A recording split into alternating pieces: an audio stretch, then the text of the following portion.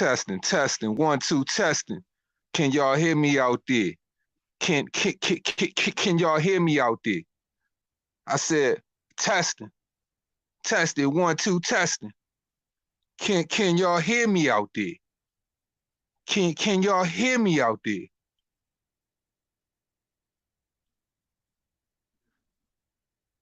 I need to know. I need to know. What's up, everybody? It's your man 3K the Boss, aka Mr. Two Hands Up. You already know what the fuck it is, man. Look, man. Listen, Linda. Listen, Linda.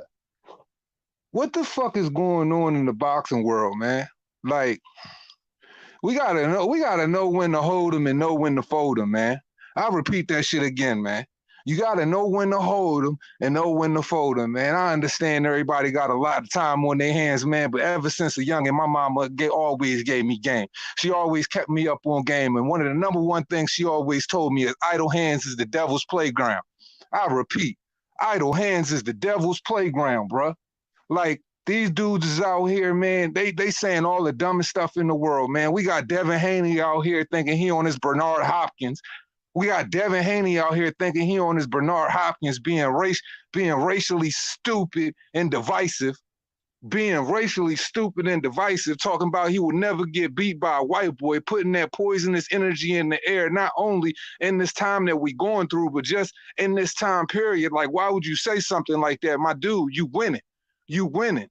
You're winning. You're trying to create a divide, but you're trying to create a racial divide that don't even need to be there, bruh. Like, in a time where everybody coming together, I repeat, in a time where we all going through the same shit and everybody coming together, why would you say that, bruh? You were raised right, man. Your daddy around you 24/7, man. I love Papa Haney, man. He's a good dude. I love Devin Haney. He's a good dude, man. But that right there, man, and your dad was on the line, he kept his mouth shut, bruh. His eyes got big. He didn't shake his head or nothing, bro, because he already knew that wasn't the move. That wasn't the fucking move. You let some clown ass LDBC cockskin sucking motherfucker bait you into saying some shit like that. Bro, you turned all the way up for the wrong reason. Bruh, that's not what you say right now. I repeat, when the world is all going through the same shit and we got everybody on the same page, I'm talking harmony, I'm talking peace, everybody showing love like it's Christmas. You know that one,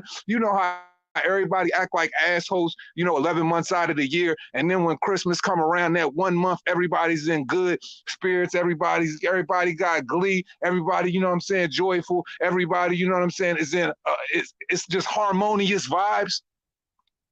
It's just harmonious vibes. Well, the coronavirus got everybody in harmonious vibes right now because people really dying out here. There's shit going on and everybody coming together. And this time in 2020, my dude, you want to be divisive. You want to be divisive. You want to be the one to say something like that. Come on, bro. Come on, bro. Man, look, man, this stuff got me blown, man. You got Milli Vanilli out here running around faking like he wants smoke with Terrence Crawford.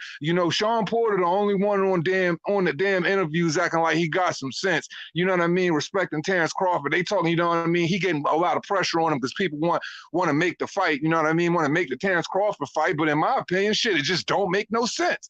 It doesn't even make any sense. Everybody think like that's the perfect person for Terrence Crawford to fight. Like that's going to give him like this, this upper echelon notch on his record, knowing he's just a B- fighter at 147. Bruh, let's be serious here. If Terrence Crawford goes out, if he fights Sean Porter next, he goes out and stops him, what is the world going to say? He was a beaten champion. He's tarnished goods. You know what I mean? He just lost to Errol Spence. He don't even have a belt. He wasn't even a champion. So really, what does that do for him? That's what the haters are going to say. That's what the haters are going to say. Or they're going to say he a B- fighter that barely got past Danny Garcia and freaking got his ass whooped by Kell Brook. That's what they're going to say. That's what they're going to say. I'm just saying, man, it's too much time on people's hands right now. People not thinking, man, everybody just all the way stupid, man. Let me get to these shout outs, man. Black and brown boxing, salute. Marcelo Hernandez, salute. John Cable, salute. Chen Smoke, salute. South Croy, salute. Miguel, salute. Gun Rights Mafia, salute. James Jameson, salute. Martin Ramos, salute. Man, look, man, this shit crazy, bro. I'm ready to dritty drop this link. I'm ready to drop this link. Drop this link.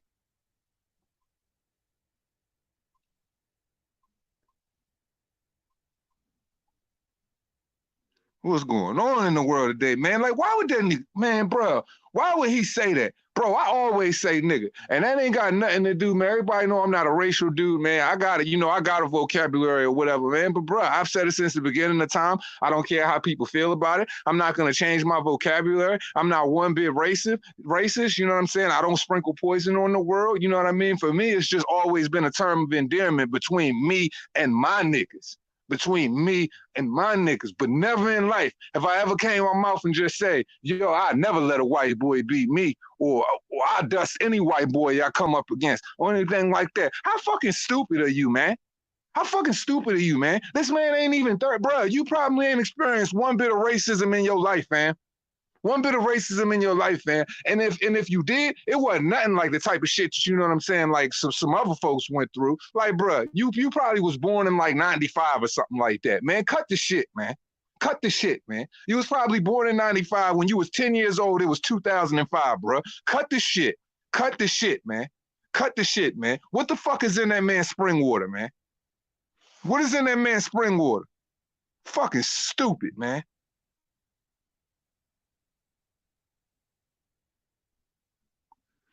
Nah, Miguel Bernard Hopkins said that shit to Bernard Hopkins said that shit to goddamn my man Joe Calzaghe, undefeated champ, beat his, you know what I'm saying? That was a debatable fight, but whatever, man. You know what I'm saying? Like, I just don't rock with shit like that, man. It's just not. It's not one of those things that, you know what I mean, I'm ever going to campaign for, bro. That's the type of stuff right there, bro. That's really going that really leave you in a situation that you gonna be doing a lot of explaining. You're gonna be doing a lot of explaining, or you're gonna be doing a lot of hiding from PR, bro. Because, man, that's not an easy thing to clean up, man. It's not an easy thing to clean up. It's just pure ignorance, bro. It's just pure fucking ignorance, man. Plain and simple. Plain and simple. Plain and simple. That is all it is. That is pure ignorance. And if anybody sees it as any other way, bruh, I don't know what to tell you. As a black man, that shit disgusts me. That shit disgusts me, bro, because for real, that shit make niggas look at my people weird. It'll make people look at my people weird. Like, that's how my people feel. We don't feel like that. We don't feel like that. I'm a black man with 2 half-white children, bro. I don't respect that shit. And I don't use me having half-white children as to say, hey, I don't have a racist bone in my body. No, I just don't have no fucking racist bone in my body. I look at everybody the same. When you cut us, we all bleed red, bro. Man, shit, look, we all got the same amount of bones in our body. We all born with the same amount of blood in our body, and we all born with, you know what I'm saying, with a fucking brain. Now let's use it and fucking think, man. But being fucking divisive is not going to help you out at any point in your fucking life, bro. And you young right now.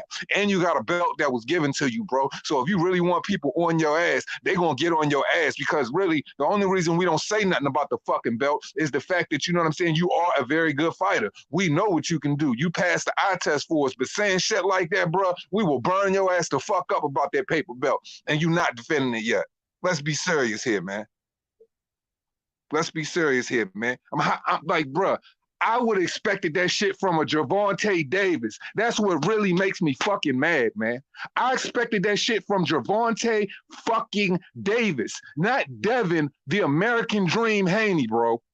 Not Devin, the American Dream Haney, man. The kid with the $1 million smile, the kid that always talks eloquently when he's in fucking interviews, the kid that always shakes hands, take pictures with the youngins, does the right thing, you know what I mean? Got fundraisers, you know, puts back in the community, always never in the limelight in a bad way, bro.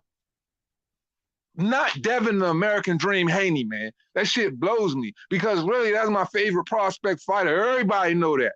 Everybody knows that Devin Haney is my favorite young fighter coming up. For you to say that, bro, that shit make me want to, man, look, man, that shit make me want to U-turn. That shit make me want to pull a U-turn on you, bro. Because for real, man, I can't cape for a dude to say some shit like that, bro. There's no way I can defend that man. The only thing that I can say is, hey, man, he's young. That's all I can say. I can't defend him when he say no shit like that. Like, what am I going to say as somebody who respects your craft and you go out and jump out the window and say something so stupid, say something so stupid and disingenuous like that, and you know what I mean? Like, Black America going to take the fucking sting. We already taking enough fucking stings for you to be in the public light and say some stupid shit like that. Bro, it's bad enough for us as it is, and you say some dumb shit like that. Like, I mean, realistically, bro, I understand that, you know what I mean? We all live in the world. We got equal opportunity and everything, but racism is worse than what it ever is because it's disguised now. You don't know where it's coming from. Before, it was more comfortable when you had guys running around in white sheets. At least you knew who the fuck was doing it. But when they was in courts, when they was in them doctors' uniforms, I mean, when they was in them police uniforms and stuff, you didn't know it. But now, racism is so hidden because we all intermingle and you don't know who's doing what, so it makes it that much more dangerous. So for you to pop off and say some shit like that, you don't know what person is in a position of power to do what to not only you, but people of your fucking color, because you done upset the motherfucker now that you done said some shit like that. Like, people don't ever think, bro. It's a domino effect in everything, homie, and you can't just rewrite that shit off, bro. That shit like a butterfly effect. You try to motherfucking, you try to cover that shit up with dirt, more and more bad shit gonna happen, bro. You cannot do stuff like that, fam. All right, let's open up the chat, man. You cannot do stuff like that. The link has been dropped. Martin Ramos, I feel you, man. I feel you. I don't like to hear that on no freaking level, bro. I don't like to hear that shit on no level because I can't defend you. I can't defend you. I can't say nothing. You know, I can't say nothing ingenuous in your favor. I can't. Like, I can't. Like, it don't make no sense to me, bro. Because for real, bro, like, I don't know what type of shit you was on, bro. Because your father was sitting right there, like he was somewhere else. He was on the cam and shit, bro. I'm sure he was expecting you to be cocky, but I know he wasn't expecting you to say that. And as you being a man and him being your father in the position you in, it would have been worse for him to check you on camera. So he got to check you off camera. You know what I mean? Like, he can't just check you on camera and be like, yo, pause after you say some shit like that. It's already fucking out there. You got to do damage control behind the fucking scenes, man. But Devin Haney going to have to jump out there. He going to have to explain himself, bro. He just made himself infamous, bro. He just made himself period. He just made himself infamous. Now it's like the whole world gonna want you to fucking fail, man. The whole world gonna want you to fail. What's up, Mark? What's up with the king? Man, shit, man. This shit, man. This shit right here, bro. Yeah. Young is out here trying to set, you know what I'm saying, set our people back, man. Yeah, I said it yesterday, bro. 78 baited that nigga into that shit, bro. You feel me? He knew what he was doing, but like I said, man, I don't condone shit like that. And me and Two Hands, I even heard you say, like, you know, the mother of your child is a Caucasian. So I know that you very diverse when it comes to people in general. So you can feel me when I say that, bro. That left a bad taste in my mouth as far as my impression of who Devin Haney is as a person. I felt like them niggas, not only did he bait it, but then he started entertaining the glove gate shit, which really turned my head. I'm just like, what?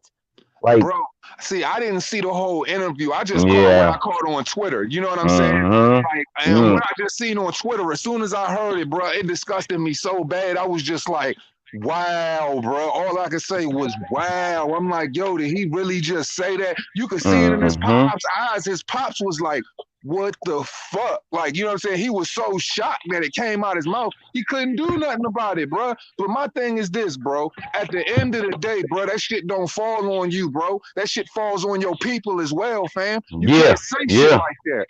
Right. Facts, bro. Facts. And it's like Regis said, bro. Them niggas is influencers, so they gotta be careful about what they say, because they got people, you know, who follow them, and not just follow them, but people who you can actually steer and change people's mind just by who you are. So you saying that shit, you basically baiting other black folks in the you know, boxing community to be up on that racist shit. And we all know what the LDBC push. They push racial shit. So just the fact that him going over here doing that interview was already out of bounds to me because you know what these niggas is on. Yeah, Why would you go over there? Yeah, why would you go over there and entertain that bullshit? And look it, you went over there and entertained the bullshit, and now it backfired on you because that nigga got you to say some crazy out of bounds shit that you know the boxing world do not agree with because this is world boxing. Nigga, there's a gang of countries involved into this boxing game, a gang of nationalities involved into this boxing game. Bro, I'm half Canadian, half French, bro, half black, my nigga. So you can miss me with that shit. And you feel what I'm saying? So, nigga, everybody right now is just like you said, Two Hands. We all in the crisis where we all got to come together. So trying to bring tension right now, that shit is like putting you on an island because niggas is trying to come together to get through this shit that we going through right now. And you can't do it by yourself. I don't give a. And black people need to stop acting like nigga we was the only ones enslaved, nigga. You feel me? It was a gang of motherfuckers around the world enslaved. So stop trying to use that excuse, nigga. It's way more. It's way more third country. It's third country. It's third world countries around here doing way worse than you ever did. And ain't no motherfucking black person living today seeing no change. So stop with that shit. You feel me? This shit crazy to me, man. Me and my girl were just talking about this. The motherfuckers act like they the most purest motherfuckers ever, bro. Ain't none of y'all motherfuckers been in no change. So stop with that shit. That's what I'm saying, bro. We got black people making millions and millions of dollars today compared to what it was back then. So the game has changed, bro. So you got to change with it. You can't be stuck in the old days unless your ass gonna get left behind.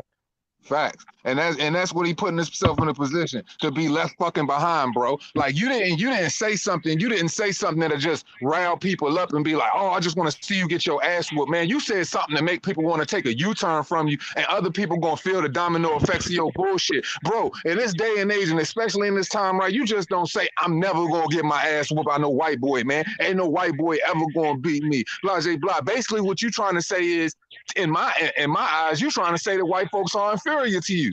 You know what I mean? And that's how a white person would take it. And I don't take no offense to them taking it like that. You trying to act like white folks are inferior, and they fucking not. They fucking not. You ain't in no position better than nobody else, bro. Nobody else. Like I said, bro, the shit you said right now, bro, people ain't on your ass about you being really a paper champion right now, having that belt given to you. But you will make them with that shit you on right now, bro. I 100% disagree with it. I will never back that shit, bro. I can't back you up for saying something like that. The only thing I can fucking say in your defense is, man, you young. I've never heard you jump out the window like that, but that shit right there is crazy. Like I said before, bro, if Lomachenko, Triple G, Canelo, if they was all black, them same motherfuckers who talking shit would be on their dick, bro. That's the cold part about it. That's how you know it's some racial shit.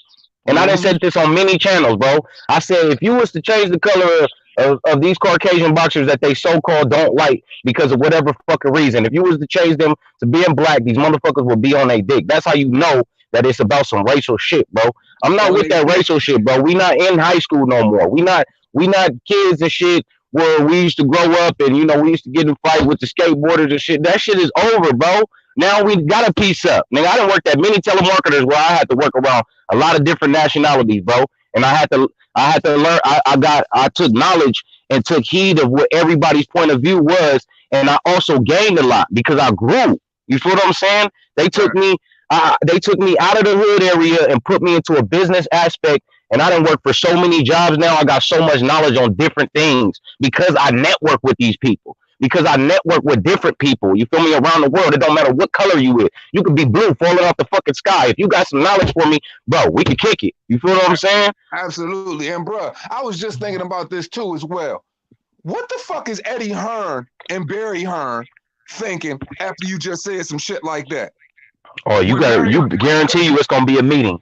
Guarantee you it's gonna be some type of meeting. Bro, I'm telling you, bro. Man, look.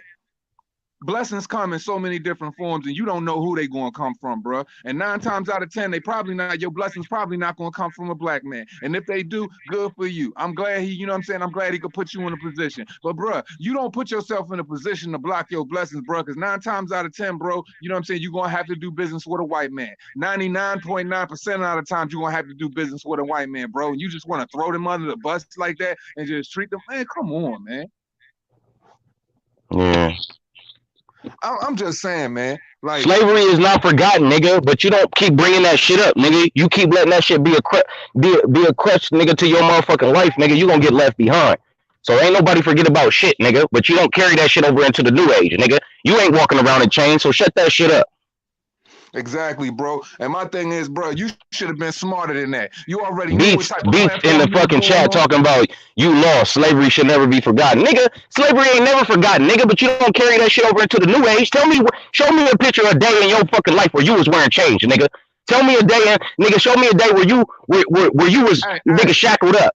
Hey, mom, hold up though. Yeah, you right. Slavery should never be forgotten. But what does slavery not being forgotten have to do with saying I would never get beat by a white boy? That has nothing to do with, you know what I'm saying, you forgetting your ancestors. That's very dismissive of what your ancestors went through, bruh. And if you cared about slavery, you wouldn't be making comments like that, because all that's going to do is increase the possibilities of your ass being enslaved again. Exactly. Like I said, bro, these boys be talking so much about on that tip, two hands. That should be making me mad. Like they actually went through it. You feel me? It's other countries right now that's still enslaved. So what the fuck? Should they be crying wolf? You feel what I'm saying? While you over here crying wolf, nigga, you can go outside. You can go to the store. You feel what I'm saying? You can go to the bathroom when you want to. It's a lot of motherfuckers that can't do that. So you can miss me with that shit, bro. Absolutely, man. And I've been on the front line, nigga. I've been on the front line. I've been out passing out food, nigga, to homeless people, nigga, helping kids at school, nigga. I work at my daughter's school after school, nigga, to teach the kids tutoring, nigga. So you can miss me with that shit, nigga. I put in work in the streets. Facts. You feel me? Man, I'm at the soup kitchen 2 times a week, man. Handing out these homeless fools, you know what I'm saying? Nigga, putting these pantry boxes together, man, giving out these goddamn free clothes, man. Like, you know what I mean? Like these, like, dog, I'm just saying, bro, like, I've been helped through my life by, you know what I'm saying, by a lot of, you know what I mean, by a lot of white, you know what I'm saying, brothers and sisters, man, that helped me. James Jameson, slavery, nigga, Africans, nigga, the real Africans over there in Africa don't even like us, really, nigga. You feel me? They don't even really fuck with us like that. So I don't know what the fuck you talking about, nigga. You ain't never been in chains, so you need to shut your ass up too, nigga. Niggas trying to get on here acting like they Al Sharpton and motherfucking Farrakhan and shit, nigga. Y'all niggas ain't going to no Million Man March. Y'all niggas ain't never bust the front line. You better miss me with that shit. That's what I'm saying, bro. I'm like, yo, when you was a kid, like that man came up, he had everything he ever wanted, bro. Like you got into the game and you got a good deal as soon as you got into boxing as a professional, bro. You don't know no struggle right now, bro. What are you talking about? And especially when, you know what I'm saying, you endorsed and backed by, you know what I'm saying, a powerful white man. What the fuck are you talking about? Man, yeah, they like I said, bro, he got baited into that shit, and I just feel like him saying that, bro, that's gonna turn a lot of heads that didn't. And like Sean, I'm glad Sean Porter came out and kind of nipped a lot of shit in the butt, bro, because he was just like, you know, the glove gate shit and everybody trying to discredit Tyson Fury. He said that he even sat next to Tyson Fury in 2 different fights and seen the way how long his fingers is, and he said some of the boxers can't fit the gloves and they gotta pack their hand into the glove. Yeah. So you would see the palm inside of the lace area, but he said that's only because Tyson Fury be flicking his jab. So that's just the way that he fight. But if you go back to Muhammad Ali, it's a lot of niggas that used to flick their jab like that. Yeah, you feel what I'm saying? That front of the wrist flick jab, that's normal. Yeah. That's normal. And basically, you know what I mean? A flick jab ain't nothing but, you know what I mean, pulling your punches for real. That's like, right. That's like, all that is pulling the punch on the jab. So for anybody to say they ain't seen a flick jab or a slap hook, bro, you know how they don't know boxing. They don't know boxing. They don't know boxing. That's what I'm saying. It's just a bunch of ignorant people, man, that don't want to deal with a loss. And the fact is, bro, it just shows you what type of fans he has, because they embody his mentality 100%, because he takes no accountability, so his fans take no accountability right with him. I can't believe none of these niggas can call Deontay Wilder right now and get a rack, nigga, for coronavirus, nigga, to help you and your family out. That's the cold part, but y'all arguing so much for these motherfuckers. Y'all arguing so much for this nigga, but he will not bust your ass $1 to make sure that you get a couple of noodles to survive tomorrow, nigga. That's the reality of the shit. But y'all, but the haters and the motherfucker Wilder fans, they trying to argue this point so much, but this nigga wouldn't even bust a grape for you, bro. You feel me? He don't even care about what the fuck you saying right now, because the glove gate shit ain't even came out of his mouth yet. That's the cold part about it. Y'all making arguments for some shit that he ain't even trying to argue about. Yeah, bro. It's just like, when I heard him come out in that interview, man, it was a lot of delusions in his voice. That's why I said, at the end of the day, man, he's going to go in that third fight, man, and it's going to be just like the second, if not worse, because this man isn't willing to take no accountability for his actions. And, hey, Devin Haney, man, look, bro.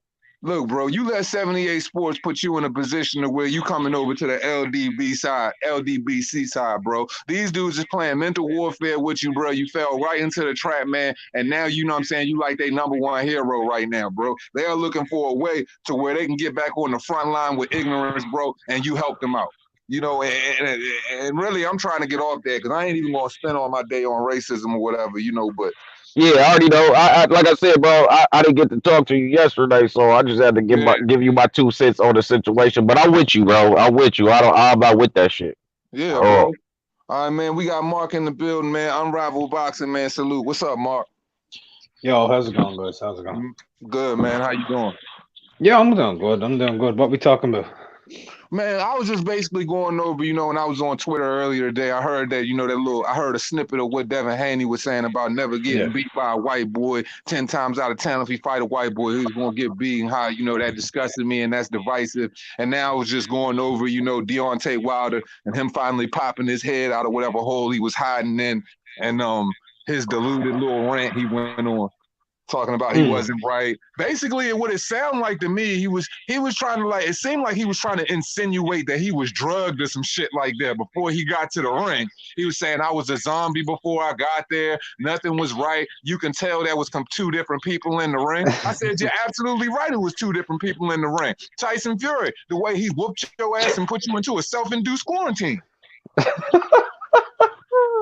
Oh, God, man. Look, the Wilder situation, look, I'll give you the reason why he's saying what he's saying, yeah? It's the most basic thing in the world. He can't come out and say, I got the shit beat out of me because the dude's better than me. Nobody's going to pay to see that fight. He got to come up with reasons. That's the only way people will pay. If he comes in and say, I can't beat Tyson Fury, who the fuck's going to buy it? Nobody. So you basically saying the excuses is to sell the fight, the third fight. Obviously, right, I got you. Obviously, and plus, it's also people always deluded. Of course, he's going to be deluded. He has to delude himself. He can't say, "I'm not good enough to beat this man," because if he does that, he's going to get whooped. So he has to be delusional and think he can beat him. Otherwise, bro, the last thing you want, when you say, "Oh, I'm going to fail this test," and you go and you take the test, what happens? You fail the fucking test. Took a test. Yeah, I got you. So, that's it's the same old. That's been going on in boxing forever. As for Haney shit, it's a racist comment. So, I mean, Alan Minter, no, I'll never let a black man beat me when he was going to fight Hagler. That's way worse than Haney's situation. Do you know why? Because he said that with a fuck ton of white fucking racists around him, and Hagler got fucking glassed after he beat him. He was getting glass bottles thrown at his fucking skull. I mean, people will bring up B-Hop, and then people will be like, the whole comments about, oh, well, it's racist, yeah, and? People are like, if Loma said it, everybody go mad, and? Everybody's going mad at Devin.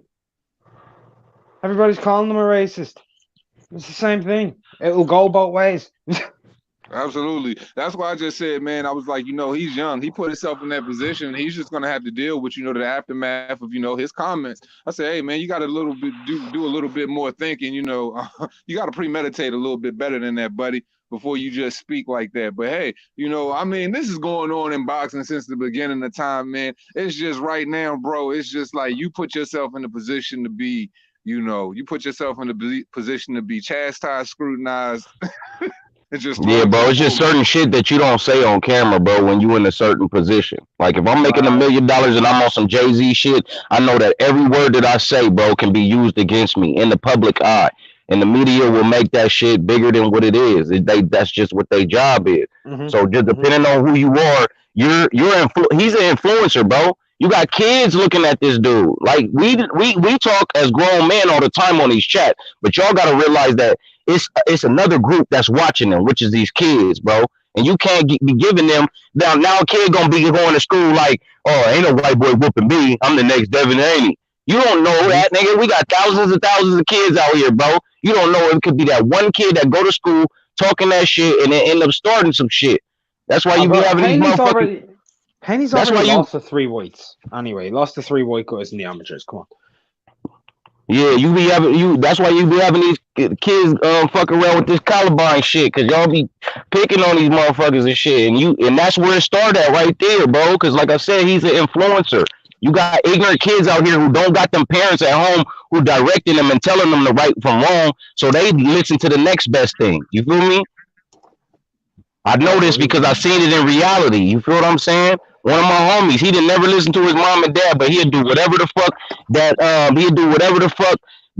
Tupac say, or do whatever the fuck that this next man say in the neighborhood, but he won't listen to his parents. You got kids that like that out here. So you got to be careful about what you say. That's all I'm saying. You got a higher responsibility when you're in a professional sport, bro, because you're looked at as a public figure. You feel me?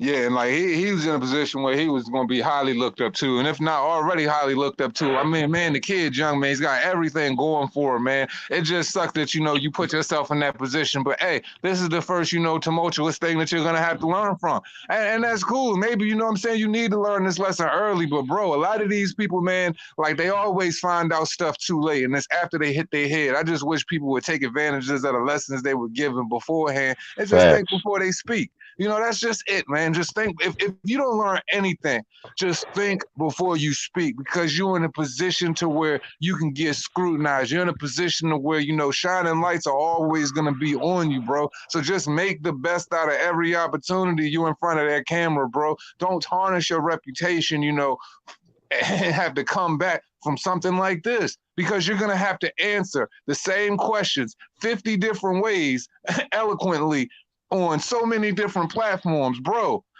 And it has to be genuine. And the way it came off, and when you said it, bro, you meant that shit, every bit of it, bro. So it's gonna be hard for Right. you to come off genuine. Right.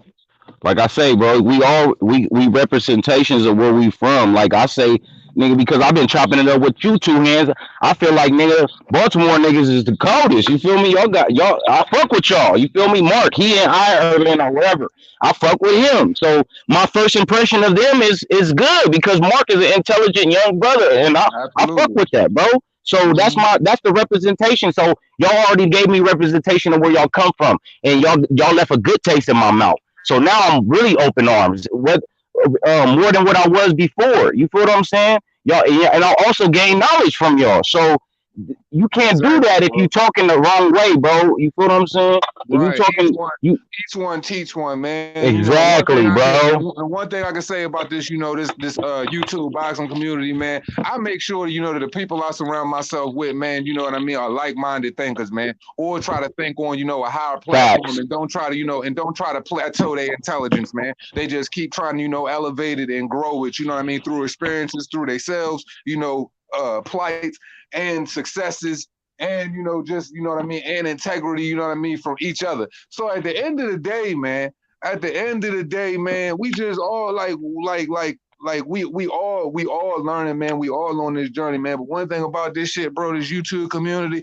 I've always been 100% who I am, 1,000% of the time. And like everybody know who Facts. I am. Everybody know who I am. Or if they tune in on here, they know how I talk. Like, nigga is something that's always came out of my mouth. But at the end of the day, people ain't dismissive of the fact that I'm intelligent as well. It's just that's just how I talk, and I let people know, if you don't like it, hey, it's just something you're gonna deal with. But for me, it was always a term of endearment through me and my friends. So when I'm saying it to somebody, I'm saying it as a term of endearment of how I grew up through me and my friends. I'm not saying it or putting it out there just because I don't have a vocabulary, or I'm ignorant, or I don't have anything else to say. Because we all Right. know that I got something to say just as well as you guys do. But where I come from, I never come from a place of ignorance. I always try to come from a place of understanding. Even when I'm joking, I hit people with the facts. So at the end of the day, man, that's just what it's about, man. We just gotta Real recognize real, bro. Real right. recognize real, and I've been recognized your realness.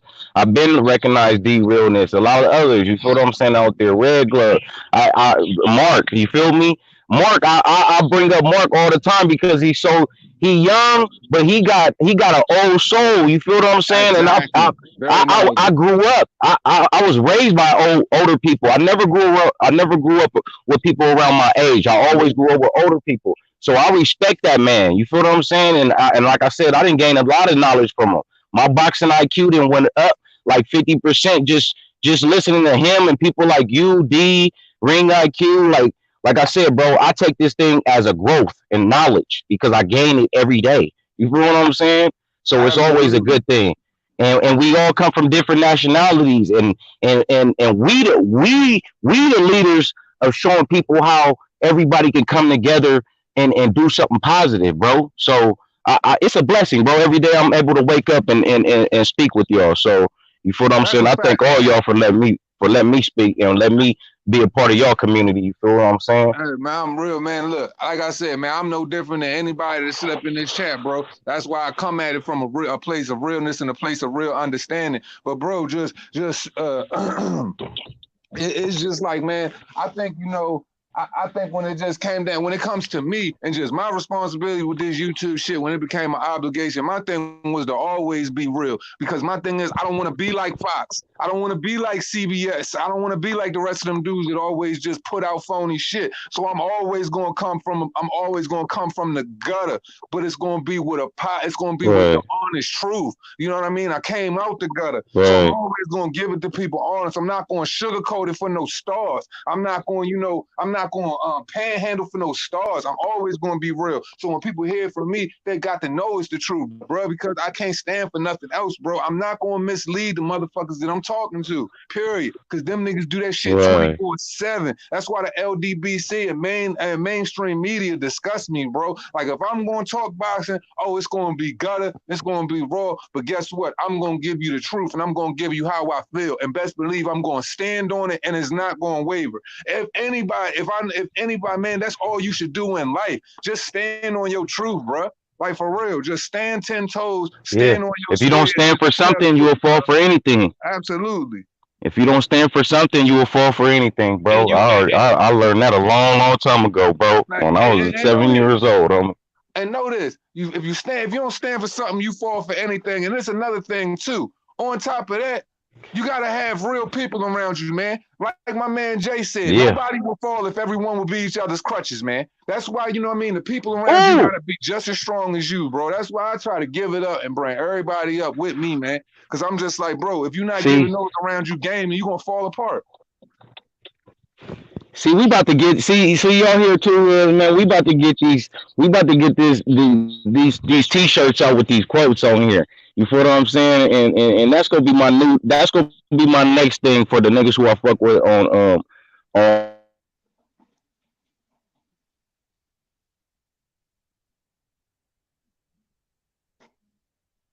Yo, yo, yo. Mob, you there? I think he cut out, man. I think he cut out. I can't hear him either. Yeah, I can't hear him either. All right, man. We lost Mob, man. So what's been up, Mark? What's been going No, on, but buddy? real fast. I want to say this. You've 74 people watching with 33 likes, man. People should be smacking the like button. It's free. Man, It's look, man. free. Look, I don't ask for super chats, man, but I do accept donations of likes, man. There you go. You know what I mean? It costs you nothing to give a like. There we go. It's going up now. Yeah, man. Get them Oh, thumbs up. man. This, I don't know, man. I'm thinking about the Haney thing, right? Mm-hmm. And that's where my mind's been all day. And something that's kind of getting to me. Where was all of this talk on Jesse Vargas, though? Remember when Jesse Vargas, when he was fighting Tim Bradley, and he said they'd meet in the center of the ring? He said he'll win because Mexicans are stronger. That shows signs of superiority. You know what I mean? Right. It's a racial statement. Just Yeah, like it Haney, is. but there was no Absolutely. backlash on him for that. I mean, we all like. I want Haney to live by his words. This is what I want them to do: live by his words, back it up, fight all those elite white fighters. Don't That's let what them I'm beat saying. you. Fight Lomachenko. When you go to 140, fight Josh Taylor. Fight Ivan Baranchik. Fight Victor Postol. You start if he were to beat Lomachenko and Josh Taylor, bro, fair play to him. You know what I mean? I, Absolutely. so Right. Because that's I'm just all I like want to this. see. Yeah, man. Like, I'm like this. If you're saying that and your actions are gonna dictate, like, hey, I'm about to go fight a Cool Hands. Hey, I'm about to go fight a Yeah. Tartan Tornado up at 140. Hey, I'm about to go fight a Victor Postal or something like that. If your actions are gonna dictate that you are really gonna go through and fight the tough guys that are out there, then hey, you know what I'm saying? Exactly. Fair play to you, bro. But if And you if he just does that, if he does it though, and he actually fights them and wins all of those fights, mate, and he backs up his words, then he was fucking right. absolutely. And Absolutely. there you go. Like, is that a bad thing? My only problem is he said, "I'll never let a white guy." Does that mean you're gonna let other type of colors beat you? You're gonna let them, like Mexicans and Right. Asian fighters. Are you gonna just let them beat you? I don't get that, Right, man. like what is it? What is it? This one disdain that you just can't, emotionally, physically, mentally live with. The thought of losing to, a white guy, but you can lose to anybody else. It makes absolutely no sense to me. Like, what is it like? Because when I look at Josh Taylor, I look at a guy that could beat anybody, Yeah, anybody. You know what I mean? So it's just like, what is it? Because I can see him going up to 147 and being a problem, mate. Being a big problem oh fast. hell yeah, man. Because Josh Taylor, for real, if you want to if we want to be real about it, Josh Taylor fight like a black guy. Real smooth, a lot of flavor, in and out, can pop with the jab off the back foot, can get inside, excellent head movement, know how to bully you, sharp with the footwork, can dance. Like, that's a hell of a boxer puncher right there. It's a very good fighter. Very good. I mean, in some ways, I think he's I think Josh Taylor's a better version of Errol Spence. He is. He a way better version of Errol Spence. I With a think lot they more fight to very it. similarly. He's just better. I He really does. do. I think that. The And, only guy I can see beating Josh at 147, like straight up easy, and not even easy, but could really beat him would be Crawford.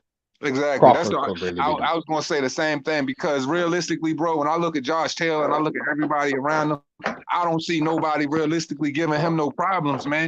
And the thing about him, he's got that highly aggressive mentality to go with it too. He's highly confident. That's the one thing about a fighter. You could be a great fighter, bro, but to have that confidence to match that skill, bro, that's what makes, you know what I mean, that's what separates the great fighters from the special fighters.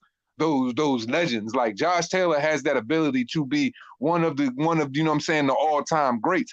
And like look at him at 16-0 right now. Look at the scalps he already has under his belts and look what he's accomplished, man. The kid is special, man. He's extremely special and he's got the body build to pack on more weight like nothing and move up weight classes and abuse people. Oh yeah, absolutely. But once we're talking about him, he said a few things that are kind of like he called a guy an orange looking cunt. That's sectarianism. That's sectarianism over here. That's to do with Catholic and Protestant issues. That's really bad shit to say. Ooh. Also, when he fought O'Hara Davis up in Glasgow, O'Hara Davis was receiving monkey chants from the fans and everything. So I remember that. Stuff like this happens. Yeah, all the time, man. It's just a shame that, they've always used, boxing has always been, racially fueled to, increase sales, man. And even to this day, they try to do it. Like, look at what they've always done with, the black and the Mexican community. They've always put those two against each other. Even today, it always comes even a racial argument when it comes to just a clash of styles and nobody respecting both styles. Nobody respecting the come forward style, the bully style and just show all heart and emotion, which is the Mexican style, and nobody respecting the smooth, slick, fighting off the back foot, highly defensive style, which is usually, a black fighter style. So it just creates an argument on so many different levels due to the fact that they try to, use race to, fuel their income in the boxing world. So, this is something that we always going to deal with. My thing is just like, I'm just like, man, we got to be more. I just wish, these young fighters, man, are just more aware of their actions, man, because I really don't think they are. But what young person really is at the end of the day? Bro, I've said dumber shit than that when I was 21. I've said way dumber shit than that. I said nothing to do with race, but I said shit that's way worse than that. That's nothing to do with race. I said like I'd murder somebody. Man, at the end of the My day, thing is that if you got your pops around you, if you got your dad around you, you should have way more knowledge than just we looking at you as a young person. Because if I got my pops around me, I'm getting all the knowledge I'm getting all. I'm soaking Bro, up but all the his dad's game. living off of him. His dad's living off of him. His dad's kind of like feeling the dream. There's a bit of fame around his son. His dad's probably like just listening to everything Devin says at this stage, and he's no longer his dad. He's just his Yeah. friend. Right, right, yeah. So you can't be that. You can't do that. You feel me? No. That always turn out bad. You feel me? When you got family members depending on you and not giving you the right thing. When you got yes men around you, it's just not a good thing, man. Never See, has his been. dad, and the thing about it is his dad always guided him right. You know, I got a lot of respect for his father. It's just Devin Haney's at that point right now where he's his own man. He in a position where he got to let him make his own mistakes. But just being on the other end of that line and him, you know what I mean, hearing him say what he said in that interview, his eyes popped up so wide, you could just tell he was just like, bro, why did you say that? And you know he can't say nothing to him until after he get off the phone because, like I said, it would just make it look that much worse. But I'm just like, man, Devin's just now in a position, and as a father, you know, you got to let your son make his own decisions and bump his own head in the world because you know he ain't gonna learn how to survive if you don't do it no other way. Well, look, I think, right. So I think we can all agree on one thing. Devin Haney, he's built his name through a lot of social media stuff. So he understands social media and he understands the different sections of fan sets on the social media, right? Yesterday, he Right, knew he was on an LDBC channel. He knew. And that's the Oh yeah, fan base he was trying to promote himself to. right, That's that what he right. make said you know, was. I yeah. get that. Yeah, and you know, a lot of boxing is going to be, you know, I think that, you know, because I was going to say this as well. And this is the only thing that I could say in defense of what he did, regardless of whether I like it or not. I think Devin Haney, because he's tried to, you know, he's trying to make so many fights with guys at 135 and he's not getting them. Maybe the way he's trying to promote himself right now is through infamy. So he's going to use infamy and he's going to use some outlandish words and stuff like that to turn people on their heads or try to, you know, play the bad guy role and just make, you know, other fighters, you know, have to entertain getting them in the ring by saying some racially, you know, fueled shit like that, or, you know, doing some of the other shit he's been doing. So who knows, man? Who knows? It's all business at the end of the day, man. Cause like, you know, Tyson Fury known for saying some wild ass shit, and then we all know behind the scenes, he's just a businessman. But it is what it is. Yeah. Hey, look. Hey, we got on this. We had this like this game type of shit that we did on the other channel where we had to go through all the weight classes and set it up like the playoffs of the football. So if we was to go through every weight class and have two people sit as the bye and pick two matches, who would y'all pick in each weight class?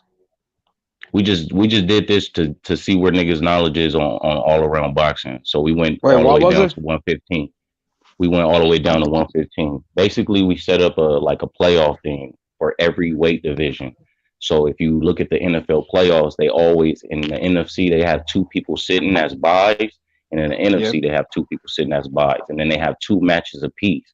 So if we was to use that same logic towards boxing, who would y'all got starting off as heavyweight?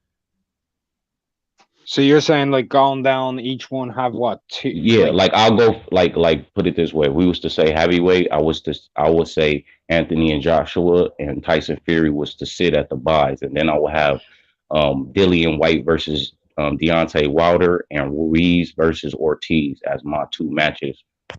okay. Yeah, okay, I get you. So all the way down?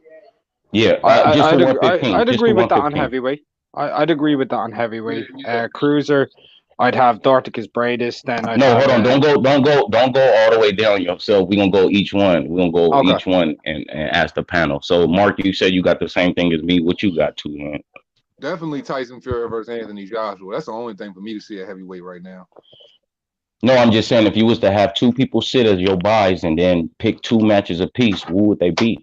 So Anthony Joshua and Tyson Fury will be your two buys. I got that. So who Yeah. would your two matchups be? At heavyweight, it would Mm-hmm. have to be. It would have to be. I would like to see Andy Ruiz Andy Ruiz versus Dillian White, Hmm. and Andy Ruiz versus Dillian White. Really, I would like to see Andy Ruiz versus Kalnaki for real, because that'd be a slugfest. Or um or shit, man, I already saw that. Or shit, Dillian White versus, man, fuck the heavyweights. Or for real, I would like to see, you know, Hergovich I would like to see Hergovich versus like a Daniel Dubois or some shit like that. Yes, Yeah, that's good. that's a nice fight, man. That's a nice fight. Cruiserweight, I don't really know cruiserweight, but the I'll do top it. four fighters, I know you do, Mark. We already know you do. But you No, feel me? I'll do the Just boys now. yeah, I know that. My best fight out of there is already happening, which is Darticus versus Breeder. So Yeah, I already said that. You feel me? yeah. I'd go Dorticus Bradis. Then my two boy fights would be Arsen Gulamarian versus Olunga Makabu and Egorov versus Tishenko. Like I said, I don't know cruiserweight like that, so I will have to agree because I know you know the boxers in that.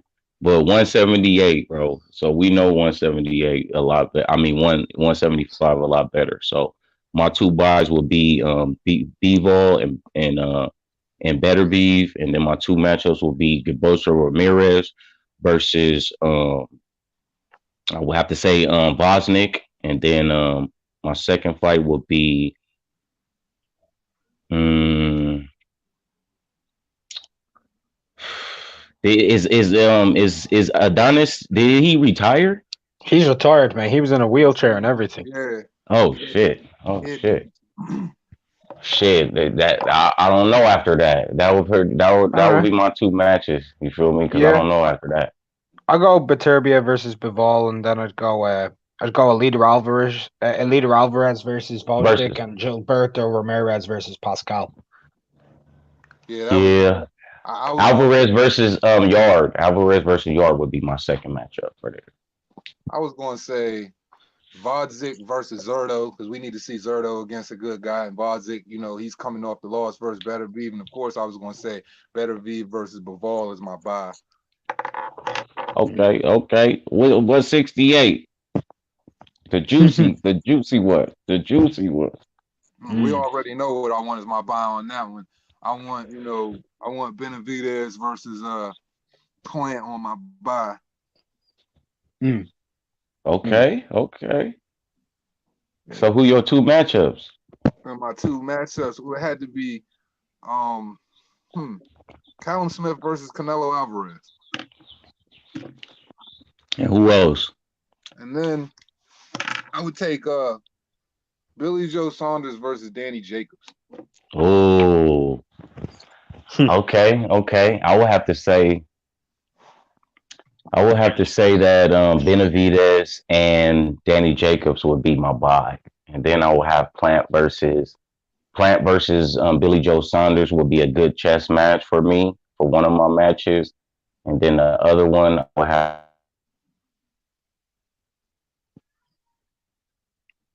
Mob could have. Underwater.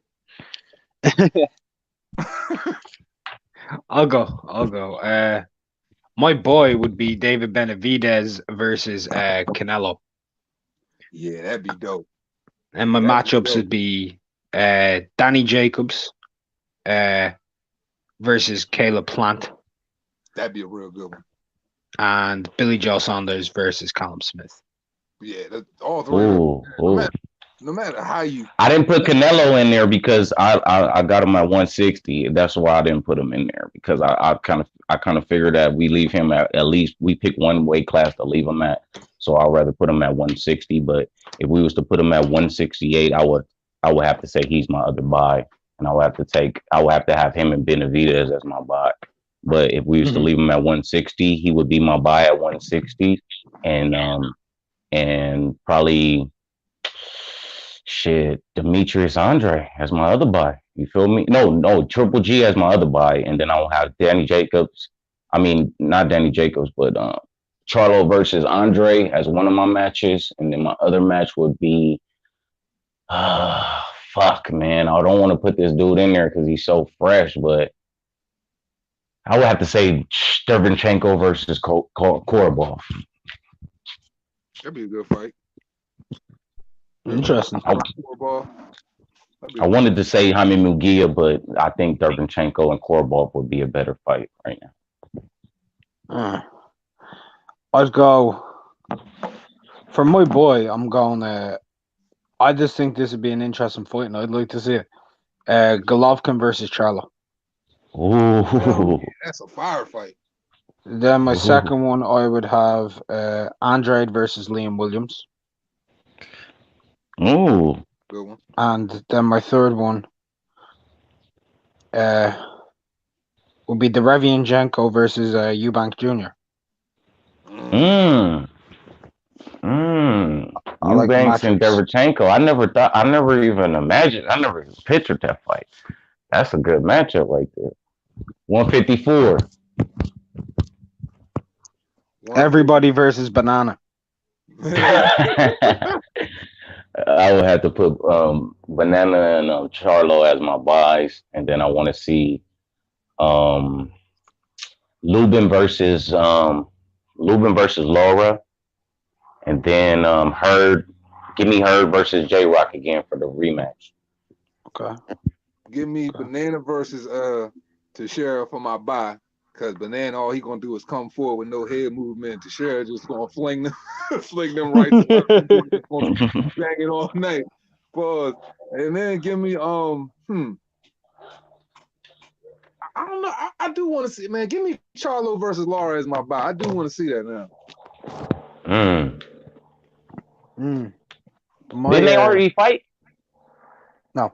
Nah. No, they didn't fight yet. Oh, I thought they fought already. I'll go with Brian Castano versus Jason Rosario Banana as my boy. I think that fight would be lit. Yeah. Then that's crazy. Then I'd like to see Jarrah Horde versus Charlo. Still like to see it. Yeah. And that's a the other fire. one, That's fire. then I'd like to see J Rock versus Teixeira. Oh. Yeah, J Rock versus Teixeira, that'd be dope too. Ooh, There's a lot of fights in 140. that division, bro. Yeah, I know, because it's so mixed right now. It's hot potato right there. 147. 147. Well, yeah, we all know what our boy is. We all know what our boy Yeah, is. Spence Crawford. yeah.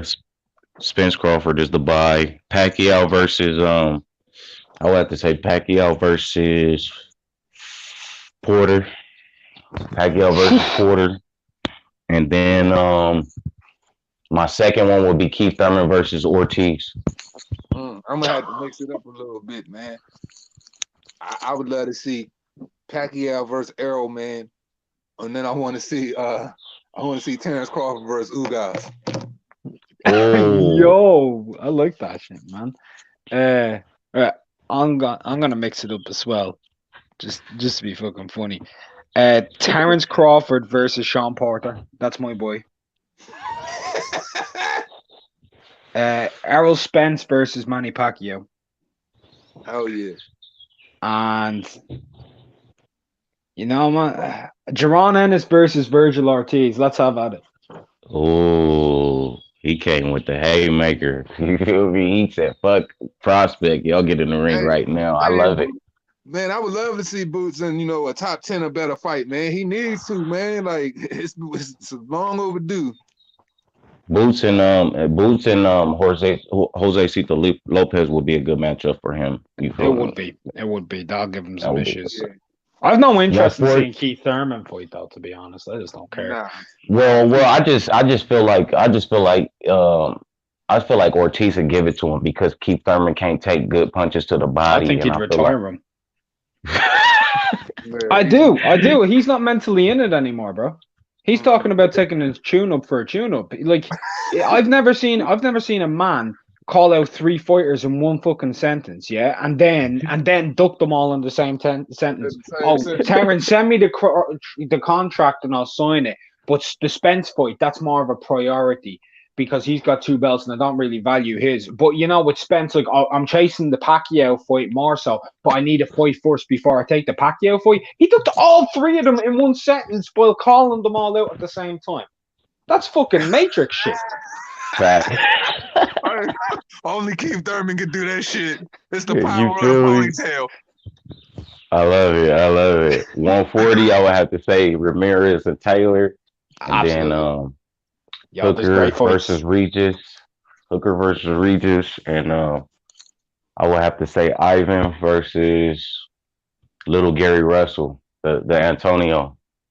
I want to see him step up. You feel me? He been doing You want to know what too we much do at for that little weight. Gary Russell? I was thinking Mario Hmm. Barrios. Yes. I forgot about Mario Barrios. I forgot about him They would too. just Yeah, they would just be slinging iron all night. that's a good Right. fight. I'd like to see. I'd like to see Hooker versus Postal. Yeah, I'd like to see Okay. Taylor Ramirez. And straight up, I want to see Ivan Baranchik versus Regis, man. I want to see that shit. yeah, that's a firefight Ooh. right there, man. I just see Taylor going in there against Ramirez, man, and just boxing his freaking head off, man. Just pacing solid boxing, man. It's just Rivera's got that crack, bro. That's a good fight, bro. I don't know. I want to take Taylor because I looked at Taylor before the Regis fight, and this is when everybody said that Regis was gonna win. I took one more look at it, and I was like, nah, Taylor gonna get him. I went right to the casino, bust 200 on him. Like, yeah, give me that. I'm Yeah, about to take that all Taylor day. gonna put something on him. 135, I would have to say Loma and T.O. sit. Give me Ryan and Give me Ryan and Haney, and then give me Tank versus give me Tank versus shit. Fucking give me Tank versus motherfucking Campbell. Let me get Lomachenko and Devin Haney on the sit, and let me get Tiafimo. Let me get Tiafimo versus Javante. Oh, no, Tiafimo versus Ryan Garcia. I meant. Okay. Ooh. I'm gonna go with. I want to see Tank versus Tiafimo as my boy. That's my straight up one. I like that shit. Yeah, that's a fucking fight. Then I want Devin Haney versus Luke Campbell, and Okay. because I don't really, I don't care with Lomachenko right now. So, like, good luck to him. I think he'll beat probably all of them. And then the other one that I want to see. Who didn't I say? Ryan? I didn't say Ryan, did I? No. No. I'd like to see Ryan in it. I want to see the Ryan Garcia versus Linares fight, man. I'm interestingly intrigued by it. Fight. I'm really intrigued by it. I mean, I would like to see something else, but I don't know what. There's not a whole lot of it. Like actually, you know what? Fuck that. Give me Ryan versus fucking Tiafimo. And Ooh. then my favorite fight. I'm gonna do this shit as a boy. Who did That's I what I just think said. of? Ryan versus Tiafimo. That's Yeah, a fight, bro. yeah. That's a I fight. want Nakatani versus Tank as my boy. Ooh. The dude who fought Ooh. Tiafimo. Yeah. That's the fight I want to see. The dude who a lot of people thought beat Tiafimo. Let's see if Tank can muscle Nagataki. Shit. That dude's 130, like I would have 7 to feet say. tall. Hell yeah. 130, I would have to say Birchlet and Jojo Diaz sit. And then give me Jamel versus give me Herring versus who is that 130? Give me Herring versus motherfucking give me Herring versus Leo, and then damn, Herring versus Leo. Then I'll have to say, damn, who the fuck else is right there? Who's the other champion right there? What's the Chinese dude name? Is it Burchell. Cut? No, No, you're no, thinking of no. a different division. Zhang Zhu's at 126, bro. Oh, okay. So shit, give me Farmer versus fuck, bro. I don't know. Farmer versus shit. I don't know, bro. That's a hard one, bro. Because Yeah, the Farmer he problem with just lost. 130 is to make an exciting fight. It's kind of hard who you would match him up with. I know who I would match Burchell up against if I wanted an exciting fight. That would be Leo Santa Cruz off the bat. Them motherfuckers would throw 2,000 punches by the 12th round. But you know, when you think of when you think of or JoJo Diaz, when you think of like a Jamel Herring, you know what I mean, or a Tevin Farmer, you know, they counter punches that fight, you know what I mean, in the pocket that fight off of the shoulder roll. So them boys would just be sitting waiting to counter all night, like Herring and Farmer. You know what I'm saying? Like they be sitting waiting to counter all night. So it's kind of like me, the fight I've always wanted to see where Burchell versus Jamel Herring, versus Herring would do, Of course, Herring's a counterpuncher, but Burchell front foot, he always coming forward. He throw more punches around than anybody. He's just ferocious. Or I always wanted to see Leo versus Burchell would be good. Freaking Burchell versus Diaz would be good. Or, Diaz versus Cruz. Either way, you know what I mean? I like all of those fights. Right. 126. I will have to have. Yo, I didn't get my picks. Yeah. Oh, go ahead, bro. Go ahead. All right, at 130, I got Oscar Valdez versus Leo Santa Cruz. Valdez has moved up, so I got them too. Then I got Jojo Diaz versus Jaime Arboleda. He's a fighter a lot of people don't know, but he comes forward and throws a fuck ton of punches. And then I got Herring versus Berchelt. Yeah, those are good fucking fights. Everybody like Herring versus Berchelt. I see. I gotta go back and look at that. Counterpunching boxer versus Herring's kind of like a boxer with a slight bit of punching power with good reach and counterpunching skills. And Berchelt comes to take your fucking head off. Yeah, Berchelt just coming. He's straight slinging guns at you all night. Okay, well, 126, just because they've been the champions the longest, I will have to put Josh Warrington, and Gary Russell as my buys. Give me Shakur Stevenson. Yeah, the Asian dude, the other champion. What is he? The WBA mark?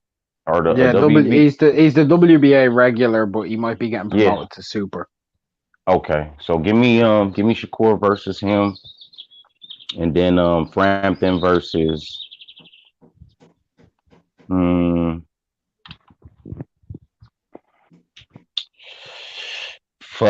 the dude that Warrington about to fight again? That's Janju. He's Janju. Yeah, Janju. That's the dude you keep talking about. Oh, okay. So he about to fight him, and then Shakur about to fight who? Shakur about to fight Miguel Mariaga, actually. Yeah, Mariaga. Yeah, Mariaga. So I will have to put Frampton versus him as my second fight, and then let the winner of that fight. Frampton up at 140 now, though. He's moving up. He's fighting Herring. He's fighting Herring. Oh shit.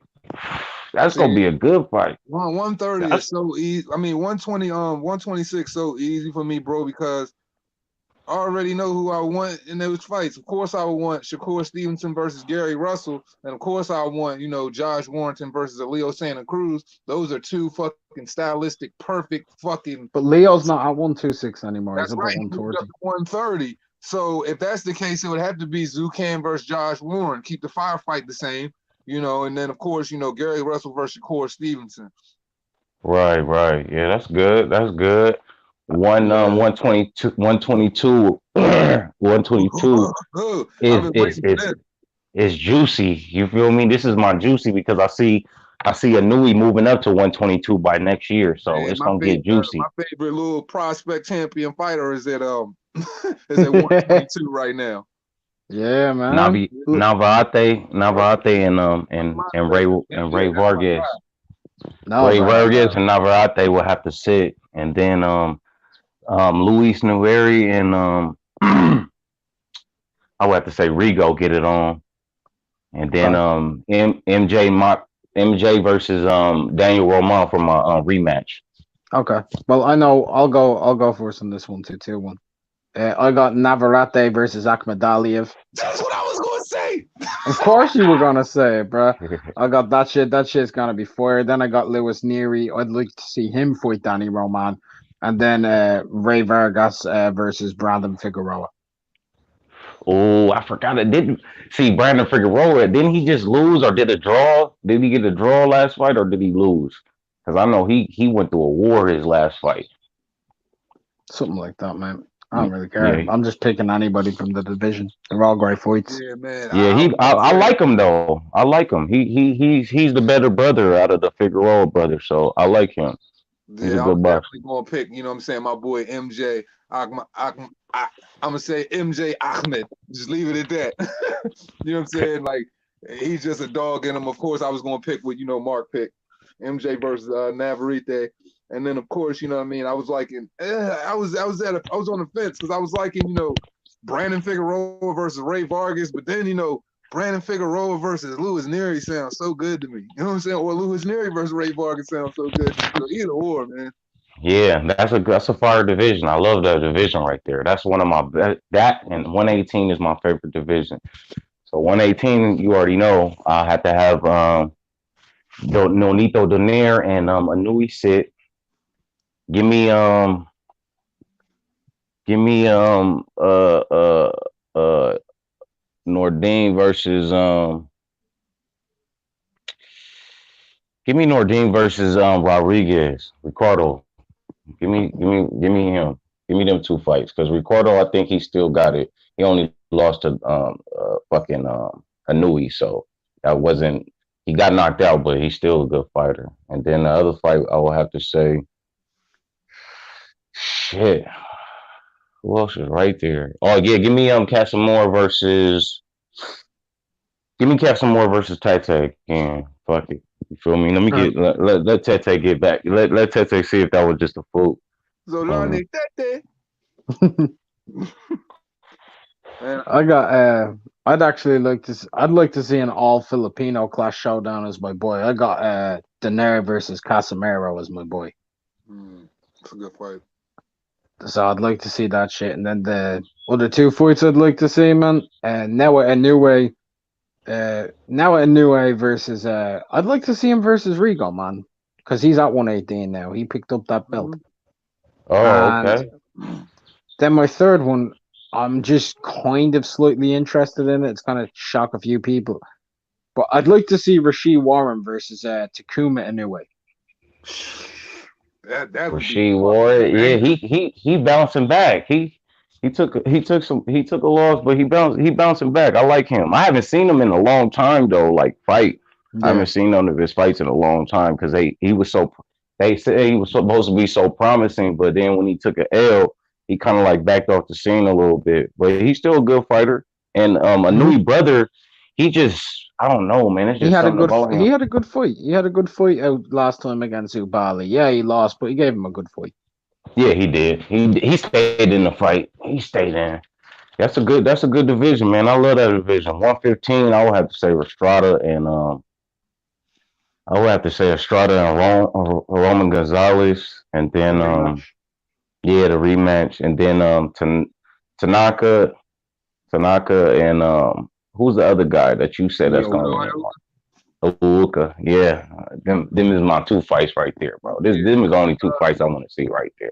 All right. Tanaka and Ioka were actually, supposed to fight. That shit was actually about to be mandated. That's been mandated by the WBO, so we will get that. We'll probably, actually, to be honest, we might get that at Japanese New Year, which I'm cool with. So yeah, that's gonna be a hell of a fight.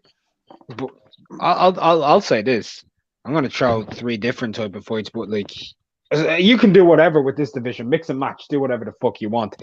I want to see Yerwin Ankahas. That's what I was versus Tanaka. Mm-hmm. I want to see Rungvisai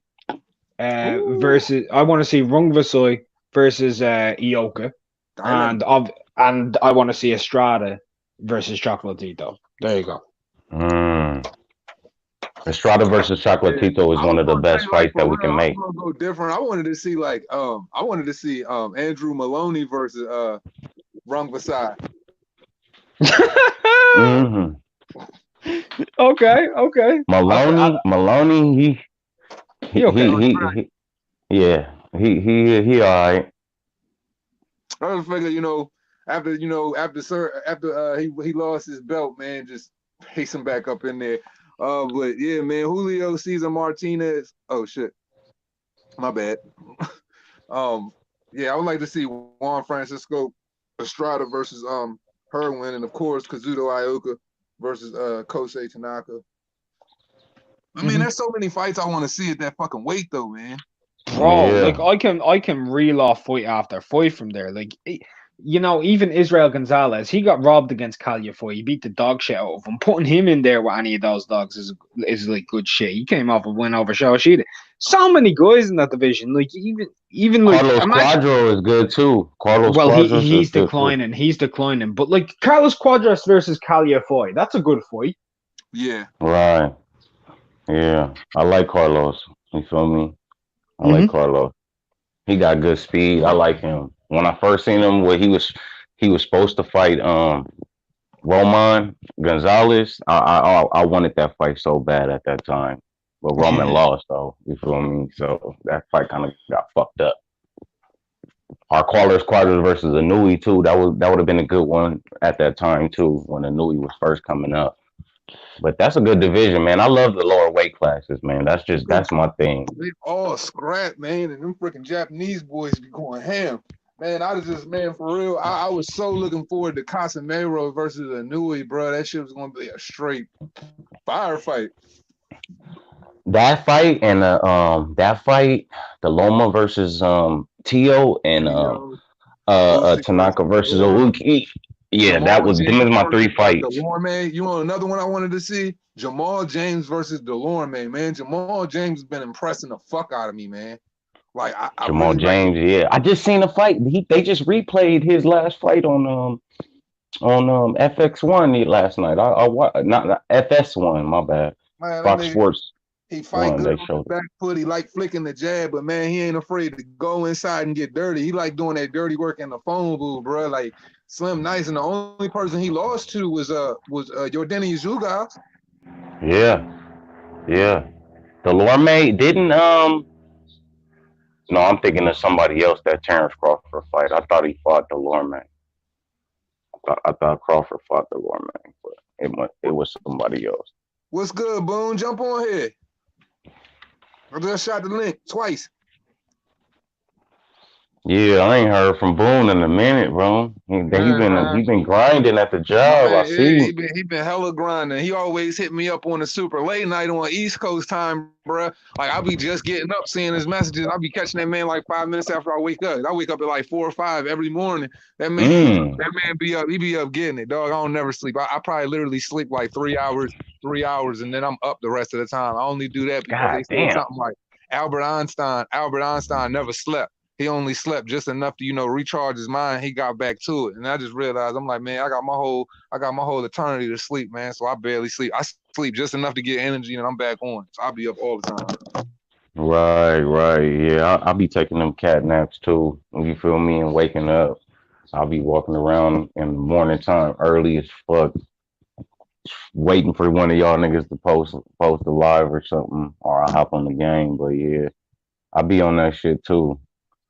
It just don't be nothing to do at certain times, man. And they gotta get a book or something and get a nigga knowledge up. Bro. Yeah, man, it's hard, man. Look, man, one thing, you know what I'm saying? Like, even when I say I'm bored, bro, I be having to check that shit for real because I'm like, man, there's always something to do. Even with what I do with boxing, there's always something to do. So even with the little bit of downtime I got now, I'm trying to be more constructive with my craft, you know what I'm saying? Even in boxing, I'm like, man, there's never enough I can know about pugilism, you know what I'm saying? So like, I'm just like, man, I'm just trying to stay focused on putting all types of shit in my mind for real, because you could take this downtime and be destructive with your time and not do nothing. Once again, idle hands is the devil's playground. So if you got all this free time, bro, if you're not spending quality time with your family inside, or elevating your mental, learning something, just giving yourself some mental elevation and stuff like that, bro, you just out this joint, just you really getting lost out here, man. Because I'm like, take all of this time to be one with your family, take all of this time to be one with your homies, and take all of this time to be one with yourself, physically, emotionally, and spiritually. More importantly, spiritually. To always stay spiritually connected. I don't care if you don't believe in God, but believe in something, bro. Stay spiritually connected. I don't care if it's the energy of the world, if it's, Jesus Christ, if it's, Yahweh, Buddha, if it's Allah, you know what I mean? If it's Confucianism, if it's Hinduism, I don't care, you know what I mean? But just you gotta stay spiritually up because that's what keep you healthy, man. That's what keep you healthy. That's what keep you sharp.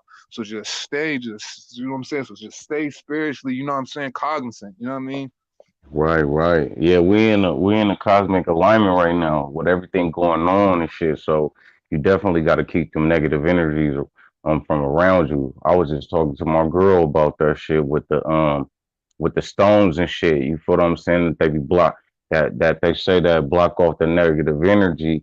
And we was having a little powwow the other day about just what's going on right now and right now that the kids is out of school, we kind of we kind of got to teach them a little bit more and be more hands on with them because right now they not really learning. You feel me? Everybody in the house, so I just stay grounded, man, with my kids, and try to keep my household intact as far as just keeping the mental state up on a hierarchy and keep everybody developing because that's what it's all about. Because like I said, with the world as a standstill right now, everybody in the house, people ain't a lot of people ain't trying to elevate their mind. They too busy Not at worried all. about what's going on. So we all know life is gonna keep going on. So you got to keep preparing for that. And then the fact I'm just talking about the people mainly with kids. You feel what I'm saying?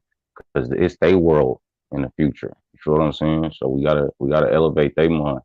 So I just keep trying to, just stay on the path of what I've been on, but just keep trying to elevate. That's why I said when I hop on here, I gain hella knowledge from y'all, not just on boxing, but just on life. Because I Yeah, like with you life was in telling, general.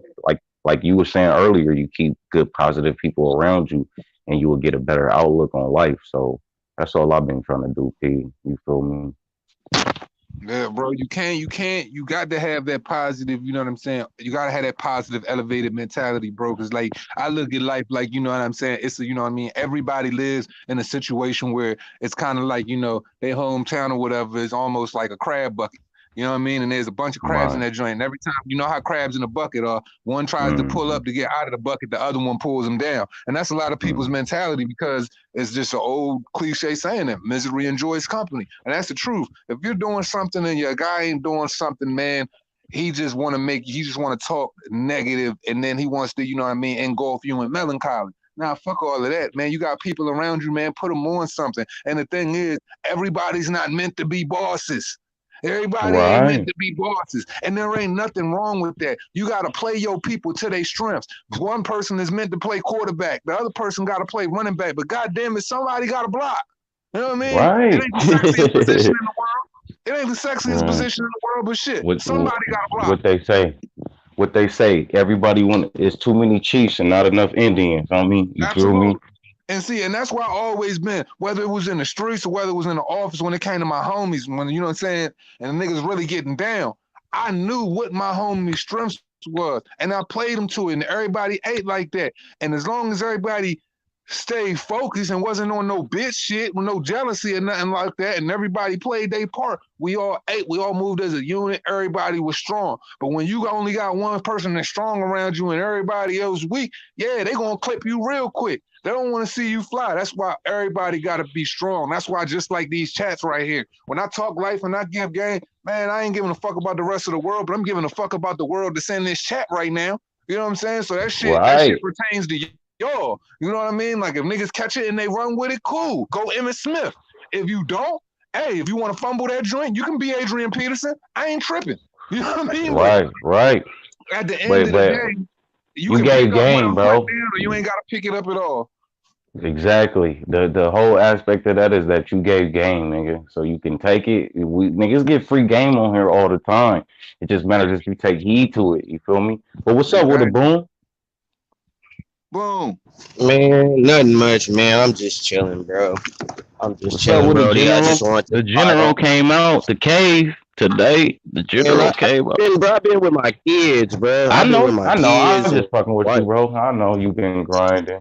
No, Ain't nothing. just been Ain't nothing wrong with with it. my kids, shit, man. Just chilling with them and working and shit, trying to, maintain, cause my wife, what I'm saying, come to find out, my wife is high risk of this COVID shit. You know what I'm saying? Cause she got asthma, so.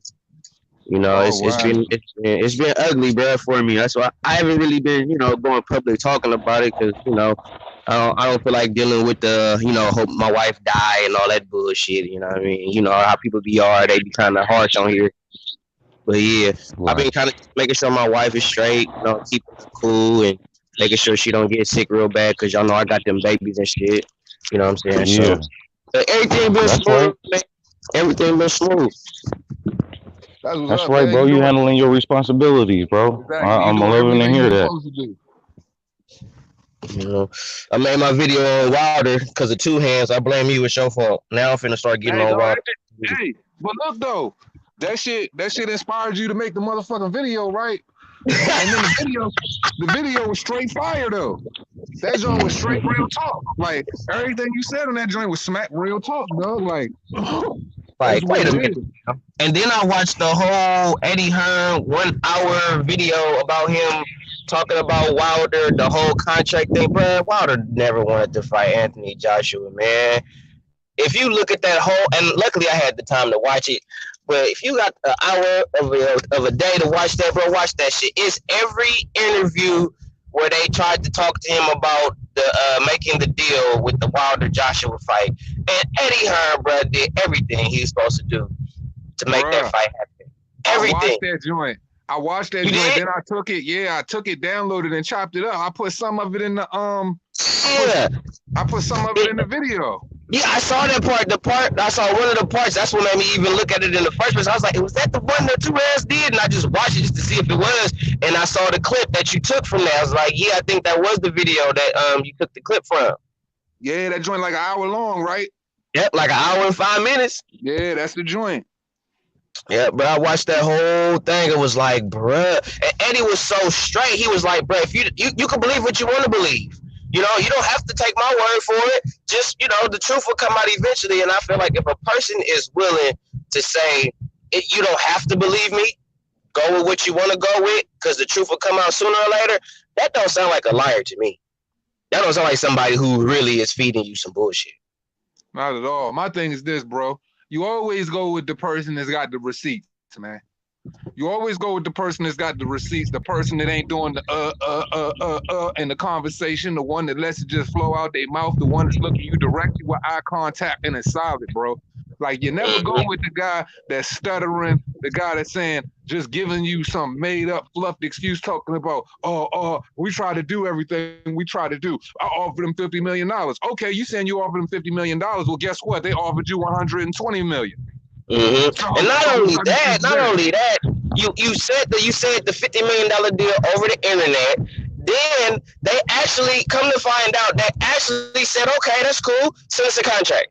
That's a good number. 50 million is a good number. Okay, send us a contract and we'll discuss terms. And they didn't. They never sent the contract. No. And see, you know, it's funny to me because, you know, they put their foot in their mouth so much. That's why I put that, you know, Frank Warren interview right back out there. Because, you know, Frank Warren wants to come out and say, hey, well, the money was coming from us and BT Sports. But Frank Warren was fully aware that, you know, Anthony Joshua was contracted under Scott. And in that same interview, he says, well, you know, I know the position that Eddie Hearn's in, and, you know, he wouldn't, and I wouldn't do it. And I know he couldn't do it if I was him. But, you know, hey, that's a deal. That's what we wanted to do. We wanted to put the fight on BT. And, you know, they weren't willing to do it. Bro, what are you talking about? You just said if you were in Eddie Hearn's position, of course you wouldn't do it because you can't do it. He's contracted to another network. You think they're going to give up their star marquee guy, send him over to BT so y'all can make all of that, you know, pay-per-view money, so y'all can get all of that viewership, and Sky gets absolutely nothing from it? Man, come on now, man. That's why, you know, they just full of, you know, they just full of shit, man. Yep. And then it was funny how Wilder comes out after God knows how long he been basically in hiding, and he's gonna say how he don't receive Tyson Fury as the champion. But when Andy Ruiz beat Anthony Joshua, he was all, I respect Andy Ruiz as the champion, and he's a real true champion and all that. When Anthony Joshua got knocked out and lost, you know, Anthony Joshua wasn't a true champion. He ain't a real champion. And then he lose. Then it's, I pulled my bicep in my left arm and all that bullshit. Bro, and if you look at the picture of him after the fight when he was laying on the table, he wasn't holding his arm. He was holding it on his chest. Nah, you want to know what's crazy? How was it all of a sudden that you had surgery on your bicep, but in the post-fight, you said, man, your leg was weak coming into the fight. That was your complication. But then you get on the interview and you say it's your bicep. Bruh, was it the knee bone connected to the hip bone? Was it the arm bone connected to the shoulder blade? Was it the neck bone? What was it, bro? Because you switch it up every time, man. Like, let's be serious here, bro. You're not like Leon Muhammad said, this dude is not a gracious individual, man. He's not a gracious champion.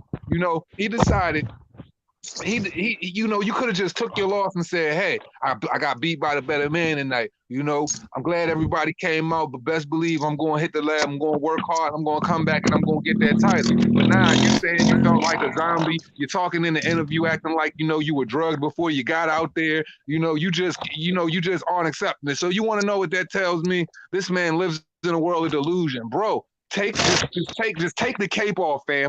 Take the cape off, fam, because you're not super data man.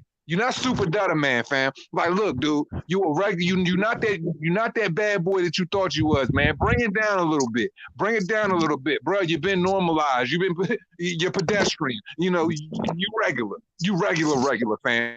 So just go ahead and just accept it, bro. And then maybe you can learn something, pick something up, and you could probably add something to your game that I can respect. And maybe I won't have to bomb on you like Hiroshima every time.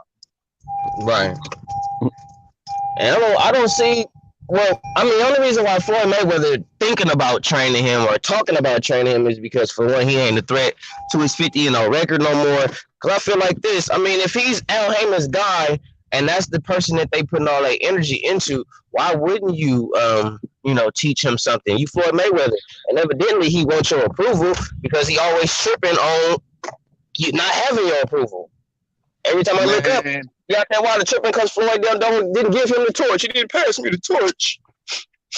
Bro, that's the one thing. You already know Floyd is about skill.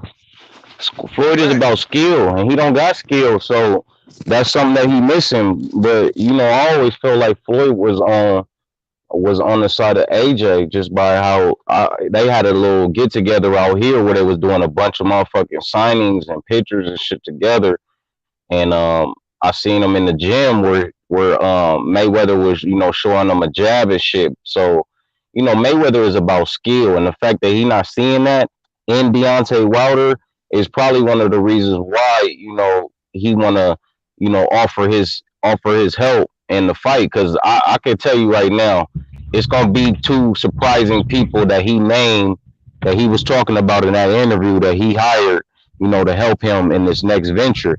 But if he go through all of that and that shit don't help him, it's gonna be real bad. It's gonna be real bad. Y'all think it's bad now? My thing is, who is Jay Diaz then? Like, if Jay Diaz is supposed to be the head trainer, what is he doing? If he has to keep pulling in people in this camp, and then at the same time saying that it's snakes in the grass in this camp, and he trying to weave out, whoever is being snakish. So I'm thinking, if you want to be technical, shit, Shelly Finkel a snake. Shit, Jay Diaz is a snake. Like, you got a lot of snakes in your camp that's right in your face. The one person that actually had your back, you fired him, and I'm not talking about Mike Breland. I'm talking about that's what I don't understand. Bruh, that's what I don't understand, because you jump in this interview on this PBC podcast and you're talking about you got snakes in your camp, et cetera, et cetera. But this is my thing. You got snakes in your camp, but you get rid of Lou DiBella, and DiBella takes you for $120 million deal over in the zone. But instead you take $3 million to go fight Dominic Brazil, and then take $20 million off the back of Anthony Joshua when you fight Luis Ortiz. Let's be serious here, man. You took all of the people around you that really cared about you and you pushed them to the side. You chastised them. You straight threw them to the wayside, and you ran with guys that never cared about you. See, this is the thing why they kept JDs around and treated JDs like JDs is the knowledgeable one in the camp. That's why they kept JDs as the head coach. And this is all probably behind, the masterminds of Al Heyman and Shelly Finkel, because they already knew JDs didn't have no knowledge on boxing. They already knew JDs wasn't teaching this man nothing. They knew JDs was going to keep this man here blown up. Keep just letting him throw his right hand when they spar and everything like that, making him feel like he's just the toughest guy in the world, and just keep running through these bums. And then when they got exposed, hey, they didn't care because they got what they wanted out of this dude, man. Wilder's just manufactured trash, man. And the fact that he never took the time, and see, this is why Wilder never learned as well, because they let him go so long believing that he had skill, and just let him blow his head up and inflate his ego for so long that he completely disregarded it. And his favorite line was, hey, other guys need 12 rounds. I need 2 seconds. So when you have that type of mentality, it's too late for you to learn. Of course, Floyd Mayweather don't respect him. Mob, you were 100% right, because Floyd Mayweather already came out and said Anthony Joshua was the best heavyweight in the world. Right. Floyd Mayweather comes from the school of skill. You know, Anthony Joshua wants to learn. He cares about the glory of all of the things that come with being a champion. He wants the glory. He wants the legacy. And you know what legacy becomes fame. That's why Anthony Joshua was cashing out $85 million. You know, Deontay Wilder was always a jealous, emotional individual. Every person that had something, he was envious of it. You know, he wanted Floyd to shout him out because he needed more followers. He needed a bigger fan base. And he's mad that Floyd is premier boxing champions, and Floyd wasn't willing to give him that. But the difference between you and Floyd is Floyd put in hard work, and he let his hands do the talking for his income, and all you did was let your mouth do the talking, and did no working on putting your hands together. Now look at you. Hard work and dedication. Anthony Joshua said some. Hey, Anthony Joshua said some real shit. He said those who never left where they come from, are who don't got a mindset of outside of where they live, their views are limited, bro. And I feel like that's where Wilder at. He been in that realm so long of just knocking people out. His views is limited on trying to learn more skills. So, you know, like I said, bro, it's he keep the people around him who gonna make him believe that that's who he is. You know, is a great fighter, and it didn't work out for him. So. And it's so bad because casual people don't know this dude has fought guys that were literally fought at 168. Like the guy, his 25th fight was a guy that came up from 168 pounds to heavyweight to fight him. Like they don't understand that this guy's been fighting his own sparring partners and stuff, entertaining you with fighting his own sparring partners. Like Malik Scott, Owen Beck, and all of those guys. He used to spar with them dudes, man. You see him walking around carrying his jock strap, his sweatpants, and all of that, man. He fights the dudes he spars with. Then he finally got put pressure on him within 5 years, like, bro, you got to fight somebody. So then he regurgitates and recycles Luis Ortiz. He fights Dominic Brazil. They elevate him so he can avoid Dillian White. Like, look, if you're a Wilder fan, how can you not acknowledge all of his signs of duckery? How can't you? How can you not acknowledge all of the excuses when there's video after video after video? How can you not acknowledge the fact that this man said one face, one name, one champion, and in 5 years holding that WBC belt, you didn't unify one time? 8 title defenses and not one unification. This man said out of his own mouth in an interview, we finally have a chance to unify the division because I want Ruiz to win because we're in the same freaking stable. But at the same time, you got a contract for $120 million to fight Anthony Joshua 4 months before that. And you sitting 4 or 5 months before that and you talking about you finally got a chance to unify. And this is the guy y'all following? Man, come on, man. And another thing that Eddie Hearn said in that hour video is that everybody thinking that when the contract was sent to Deontay Wilder that everything was the zone. Nope. Eddie Hearn said himself, and I quote, he was looking for the best network to do the fight on. If Fox would have paid the most money for the fight, it would have been on Fox. If Showtime was willing to pay the most money for that fight to happen, it would have been on Showtime. So everybody that's thinking that, because it was Anthony Joshua, Eddie Hearn, it had to be on the zone. Nope, that's not true. Eddie Hearn is you earn with Hearn. Eddie Hearn is looking for the best way to make the most money. So if fighting on the zone ain't gonna make him the most money, you're not gonna fight on the zone. If he can make more money putting the fight on Fox, he putting the fight on Fox. If the network's happy. Hold on, I gotta answer this question. Carlo Realist, let me go ahead and school you real quick. Okay, nobody wants to, you talking about nobody wants to fight Ortiz. That's absolutely false. In December, as a matter of fact, December 12th, Anthony Joshua tried to make a fight with Deontay Wilder, but he didn't want to take the fight. Then he tried to make a fight with Tyson Fury. Tyson Fury said all he wanted was a split, but then he ended up ducking the fight. Then he tried to fight Dillian White for $7 million. He ducked the fight saying it wasn't a fair their contract. So Luis Ortiz sends a message directly to Eddie Hearn and Anthony Joshua saying, hey, if something happens with Big Baby Miller, you know what I'm saying? I'm willing to jump in the fight. I don't care the price of anything. I'm always ready. So as soon as Big Baby Miller fails, not one piss test, not two piss tests, but three piss tests, getting caught testing for all of the PEDs in the world off the shelf and you know, in some black market GNC, what do? They sent an offer to Luis Ortiz of $7 million. You want $7 to $10 million. You want to know what Luis Ortiz and them says? They say that's chump change, and they say they try to lowball.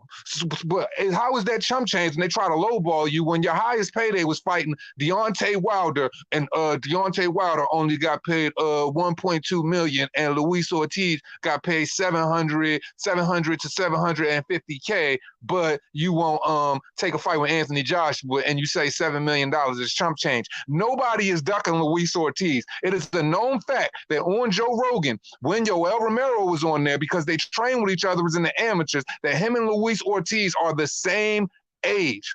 Yoel Romero is what, 43 or 44 years old. Luis Ortiz is 40.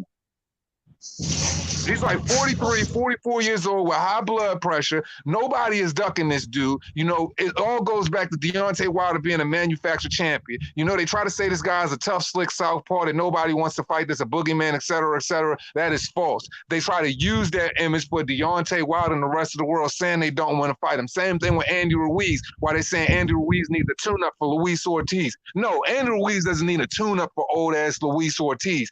They're just saying that to try to keep Luis Ortiz looking like he has this image, but he doesn't. So yes, people tried to fight Luis Ortiz. Dillian White tried to fight Luis Ortiz. Anthony Joshua tried to fight him, but he turned him down. And what does he do? Go fight Anthony Joshua again for a measly couple of $1 million when he could have got paid 10 for one belt. So hey, I just answered your question. Anyway. I never knew that an active fighter needs a tune-up fight to fight another active fight. I never heard that shit. I understand why Keith Thurman need a tune-up. I understand even why Errol Spence may need a tune-up. But there's no reason why Andy Ruiz needs a tune-up to fight Luis Ortiz, who is not a champion. What kind of shit is this? Like, what the fuck is going on in boxing, bro? He's never been a champion. The only thing he's almost had a chance to taste was the WBA interim, and he squandered that away because he tested dirty for PEDs. This dude is a habitual cheater. You know, he's never been in a fight with no, real dog. He got in there with Deontay Wilder and got outclassed twice. I mean, this man went around the ring throwing the jab for freaking seven straight rounds, just waiting for Deontay Wilder to literally throw 1-2 and knock him on his ass and have shit coming out his ass. Like, come on, bro. Like, this dude is not who y'all think he is, bro. Like, for real, when you got guys out here, you got to really look at the landscape of boxing and really what's going on before you just jump out there and say nobody's trying to fight Luis Ortiz. You look at Luis Ortiz and you realistically tell me that's the face of a man that is 40 years old. That man is probably 50 years old soaking wet, for real.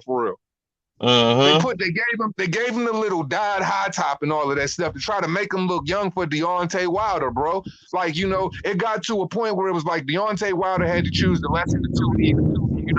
He felt like Anthony Joshua was the bigger of the two evils. So we fought Tyson Fury thinking he had more of a chance. Well, that style didn't match up and he got mauled. Like, plain and simple, man, this whole thing that you guys are in belief of when it comes to, these PBC fighters, when it comes to Deontay Wilder, you got to hang it up and get off of it because it's completely facetious. It's not true. This dude has never been the guy y'all claim he is. Like, let's be serious here. You're following a guy that was fighting in the shopping mall in his 25th fight, man. His 24th fight. He was fighting in a shopping mall against freaking like 40-plus-year-old, 39-year-old Owen Beck, bro. Anthony Joshua had already unified the division within 24 fights, man. That's enough to book your resume right there, bro. Within 25 fights, Anthony Joshua already unified the division. In 33 fights, Wilder was still a baby. Enough said. Not unified the division, boom, but he unified it twice. Unified it twice. And that's that. Yeah. Who's done that? That's what I'm saying. And I mean, look, And you talking about a guy that's got 40 plus fights, and you probably, and I mean, all you Wilder fans can't even name nobody but 3 people on his freaking resume because y'all only been watching him since Bermain Stavern, Luis Ortiz, Dominic Brazil. Those are the only 3 names you guys get. Y'all guys don't say no Jason Gavins. Y'all don't say no Owen Becks. Y'all don't say no Johan Duapauses. Y'all don't say no Gerald Washingtons. Y'all don't say names like that because y'all only know the ones that were thrusted in the spotlight those 3 times when he was fighting on showcases, not pay-per-views, showcases. Deontay Wilder said he brought Tyson Fury to big-time boxing. That was one of the most disrespectful things I've ever heard in my life, especially when 98% of the people, and I'm being nice when I say 98%, when 98% of the people in the arena were there for Tyson Fury. Then on another note, your first pay-per-view was with Tyson Fury, coming off the couch for 3 years in a layoff of being in a drug-induced, messed up mental state. And you got manhandled, like my man Brendan Schaub said. That's 17 rounds. 17. 18 Hey, rounds. that had me. Hey, I felt bad for Brendan because you know Brendan was a real Deontay Wilder. You know he got the power to knock you out. Oh, yeah. But Brendan was hurt. You could tell Brendan was hurt. He was hurt. It was like you beat up his best friend. Brendan was hurt. I felt bad for him. Because he hyped Wilder up like, for every fight. You're right, Boone. And you want to know what? You know how I like to hold people accountable for what they do. You know what I mean? So if you got energy this way, you know what I mean? I like to hold you accountable for the energy you had before to see where you're at currently in your life right now. So when, he did the interview was just so good and it was just so on point. I couldn't chop him up in that interview because it was so on point. But we fully aware that this man is the Sandy Beach Wilder flip-flopper, man. Soon as Wilder lost, now you want to turn and act like your favorite fighter was Fury. I didn't even put that part in there because I was disgusted the fact that he said that. Oh, I didn't know put that part in there. Like that. Oh yeah, in that interview, bro, I cut that out. He said, Fury's my favorite fighter. I've always told people, Fury's my favorite fighter. Bro, you are a liar. You worked at Showtime, bro. You were swallowing Deontay slow, fam. You were swallowing Deontay slow, man. Savoring the flavor, bro. Tapioca pudding drops. Like, that's what you was about. Like, come on, fam. You was all about Deontay Wilder. Then when he takes the loss, now you want to act like you the biggest Fury fan. Like, let's be serious. Like the rest of the world. When keeping it real goes wrong, y'all all acting like y'all were these big Tyson Fury fans before the fact. Now, I'm not going to be the one to sit up here and gloat. I'm not going to be the one to sit up here and act like I got the juice. But I know for a fact I am one of the only ones, if not the only one, that truly called it the way it happened in the round that it happened, prior to the fight, before the fight, kept the same energy all the way up to the fight and never wavered on my opinion. While everybody else, the so-called Fury fans, said that he was going to lose. But I'm not gloating. I'm just kicking facts. But now all of these new Fury fans just popped up out of nowhere. All of the guys that said he's just a jokester. Oh, he's delusional. I can't stand the way he acts. Oh, we don't like Tyson Fury over here. Whoop-de-whoop-de-whoop. Now everybody Fury fans. Man, boy, stop. Mm-hmm. Everybody Fury fans. Now Fury just dominated him. He just manhandled him. It's like what you thought Fury was gonna do. What did you think somebody was gonna do once they took away Wilder's right hand? What did you think that was gonna happen? Duh, you should have knew better. And what makes it worse is Brendan Schaub is a former fighter, so he should know better. He should know that you need more than one skill set in your game to be successful in combat sports. Because you need more than one skill set to be successful in MMA. You can't just be a raw striker. You can't just be a raw grappler. You gotta have all types of things that attach to your game. So for him to be so sold on that right hand, and that's just all you needed was your right hand, and all that, bro. No. Brendan Schaub should have knew better, and then when he saw that shit, then he want to start singing the right shit. He should have knew better. He should have knew that, all they got to do is take away your right hand, and once you take away your right hand, you don't have anything, bro. That was always the thing, and that was always what y'all hyped Wilder up on, the right hand. That's all the motherfucker got. It's one punch. That's it. One punch. That's it. So my whole thing is this. How many of these so-called head coaches, or trainers who already know he has the one punch, that already know every time that they watch this man fight and watching repetition, all you do is see him get pushed back on every freaking video. He's in trouble. He's highly threatened by the jab, by anybody's jab, or he's highly threatened by when you just cover your face up, get in his chest and just throw random punches and push him back to the corner like Johan Duhaupas. All he's ever in is trouble in every fight he gets in, and he throws this lazy, languid 1-2. He throws this 1-2, and everybody falls to it all the time. Has it ever occurred in anybody's mind to say, "Hey, let's put some pressure on him"? Hey, he falters when he's on the back foot. Hey, all I do is see him flail his arms up when shots are coming at him. Or the first time you touch him on his chin, this man he looked like he's ready to run for his mama, like he just caught a boo boo. Like, come on, bro. Like, let's be honest here. Let's be honest here. Nobody applied any type of boxing knowledge to their game plan when they went in there and fought Deontay Wilder. It's like, hey, let's stay on the outside and let's shoot the jab and let's wait for this guy to just hit us in the face with a 1-2. Like, are you stupid or are you dumb? Like, let's be serious, man. Like, Jesus Christ, man. Yeah, man, he just got his ass whooped, man. Niggas just gotta accept the fact of what it is, man. That's all it come down to. We got all these, everybody got all these excuses why he lost and shit like that. But like Boone said, we've been talking about the techniques that can beat Wilder. It's just the simple fact that Tyson Fury went in there and accomplished those. Carlo, I'm gonna tell you straight up, you need to change your name from Carlos Realist to Carlos, you really on some bullshit. That's what you need to change your name to. You really full of shit, bro. I'm gonna tell you right now. Muhammad Ali was hated the same way and became a legend. No, Muhammad Ali took on all of the champions of his era all the way up until, the mid 80s, bro. Up until the mid 80s. What has Deontay Wilder done? He can't even measure the accomplishments, bro. He hasn't even accomplished one notch that Muhammad Ali has on his record. How dare you? How dare you? I repeat, how dare you? You got some nerve to even mention Muhammad Ali name in the same breath with Deontay Wilder. What type of sugar cube flavor crack you been smoking?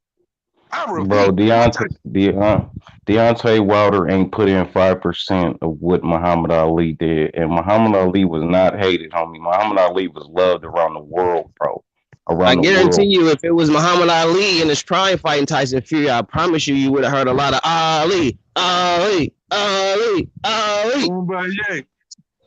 Did you see any news coverage of Wilder landing in Africa? Did you see cameras following him around while he walking through villages? No, bro. But they was doing that with Muhammad Ali though, bro.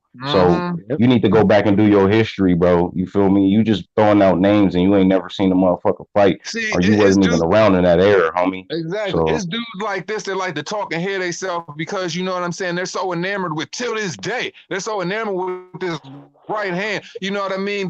He's just fell a victim to, you know what I'm saying, casual dumpster juice. He's fell a victim to sipping casual organic dumpster juice. It's not healthy for you, bro. Let it go. You know what I'm saying? It's messing with your brain cells. All of the crack you smoking, you know what I'm saying? All of the crack you smoking, all of the dumpster juice you've been sipping, bro. Like, look, Deontay Wilder is not who you think he is. He hasn't accomplished anything in boxing that was not given to him. The first time it got real in his life, he showed no signs of adversity. He couldn't change up. He couldn't get right. He got beat and humiliated. And all you did was fold into a fetal position, sitting in your bed, crying like a little girl when you urinated yourself when he got caught with that right hand in the third round.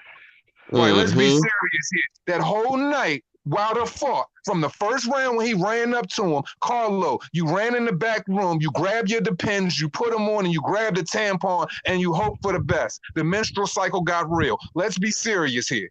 Let's be serious. He's talking about nobody wanted to fight Ortiz. He's talking about nobody wanted to fight. Bro, nobody didn't want to see Ortiz fight. You feel me? Nobody was asking for those fights. And let's bring up them numbers compared to fucking Anthony Joshua versus anybody, bro. And he smashes those numbers, those viewerships. So that just shows you that don't nobody want to see Ortiz. That's the point. You feel me? You talking about did nobody want to fight him, nigga? Did nobody want to see him fight? He old as fuck. You feel what I'm saying? Who is this dude? He left Anthony Joshua. They sent him over a contract. You feel me? Why he didn't sign He it? didn't take the fight. And it's like, the stipulations in all of Ortiz's contracts, he must have 2 pairs of crutches and a couple wheelchairs in his room, a little bit of gauze and some Band-Aids for his old ass and some freaking Mylanta. That don't make no damn sense. Like, how you gonna say, hey, Eddie, I'm ready? You know what I'm saying? If Big Baby back out, call me. I got you. Big Baby pissed dirty. First person they call. Not the second, not the third. First person they call. Luis Ortiz. Hey, I got that fight for you. 7 mil. Come on. Man, MSG. Biggest event you ever fight in your whole career. No, I'm good. Week later, he just like the OG Leon Muhammad said, man. Just like the OG Leon Muhammad said, man, that fool Wilder don't know a left hook from a fish hook, man. He don't though. He don't know a left hook from a fish hook though. Like he don't even throw the left hook right. He do everything off. His feet terrible. I keep saying that shit. That dude's feet. The only thing I would say to do for Wilder is drill him. If you don't drill him on footwork and you just try to teach him all kind of different shit and you don't make him do the shit on a repetitive level to where it becomes muscle memory, he ain't gonna get better. No. He is not gonna get better. And you want to know what's funny though? This fool said, I feel like, remember on the first fight, I'm glad, hey, salute to John Cable. Hey, remember when Wilder was like, man, for real, man, me and Fury, you know what I'm saying? I feel like we should get some type of medal or some type of award or something, for the 2 top heavyweights, getting in the ring and fighting each other. I said, dude, are you serious right now? You feel like you should get an award because you're getting in the ring and you're finally deciding to challenge yourself. So you should get a pat on your back because out of 39 fights, the 40th when you decided to challenge yourself, bro. Yeah, he decided to challenge himself to a cherry pick that went wrong. Yeah, because that's what Tyson Fury was. He was a cherry pick. He's supposed to be some fat white boy off the couch that he was supposed to just watch. And because he's a name, because his name is Tyson Fury, okay, now I got a name on my list so they can't say I ain't fighting nobody. Yeah.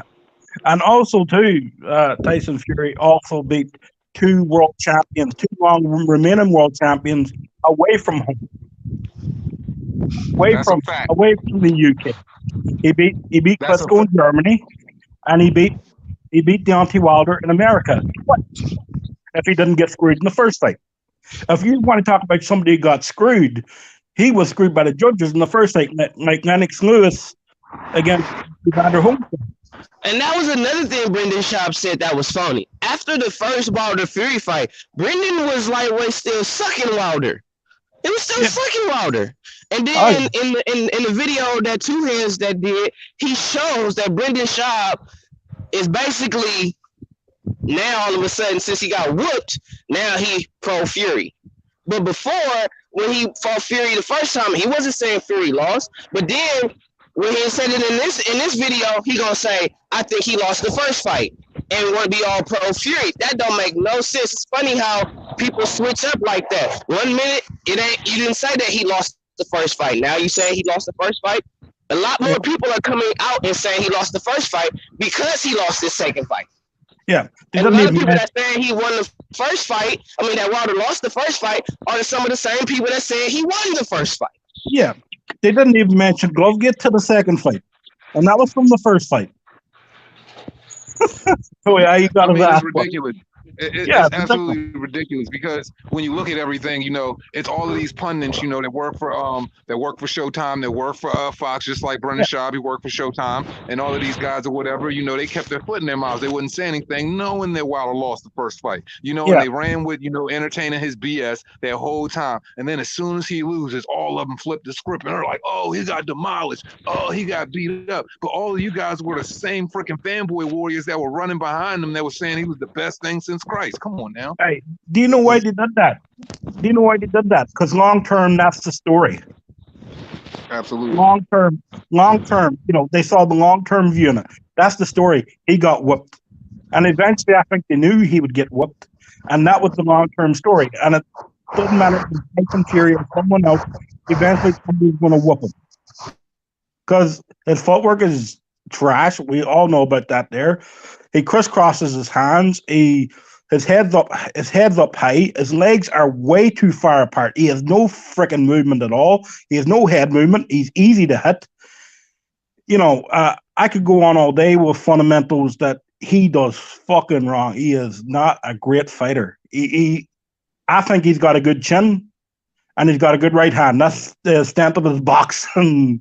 That's the extent of his boxing IQ. Yeah, he's I extremely want to flawed. see what his chin is like when he fight a puncher. Yeah. I want to see what his chin is like when he's fighting somebody that actually got popped. Because if you think, well, not you per se, but if any heavyweight thinks that they're the only big man in boxing that only need 2 seconds to catch you with some shit, Wilder tripping.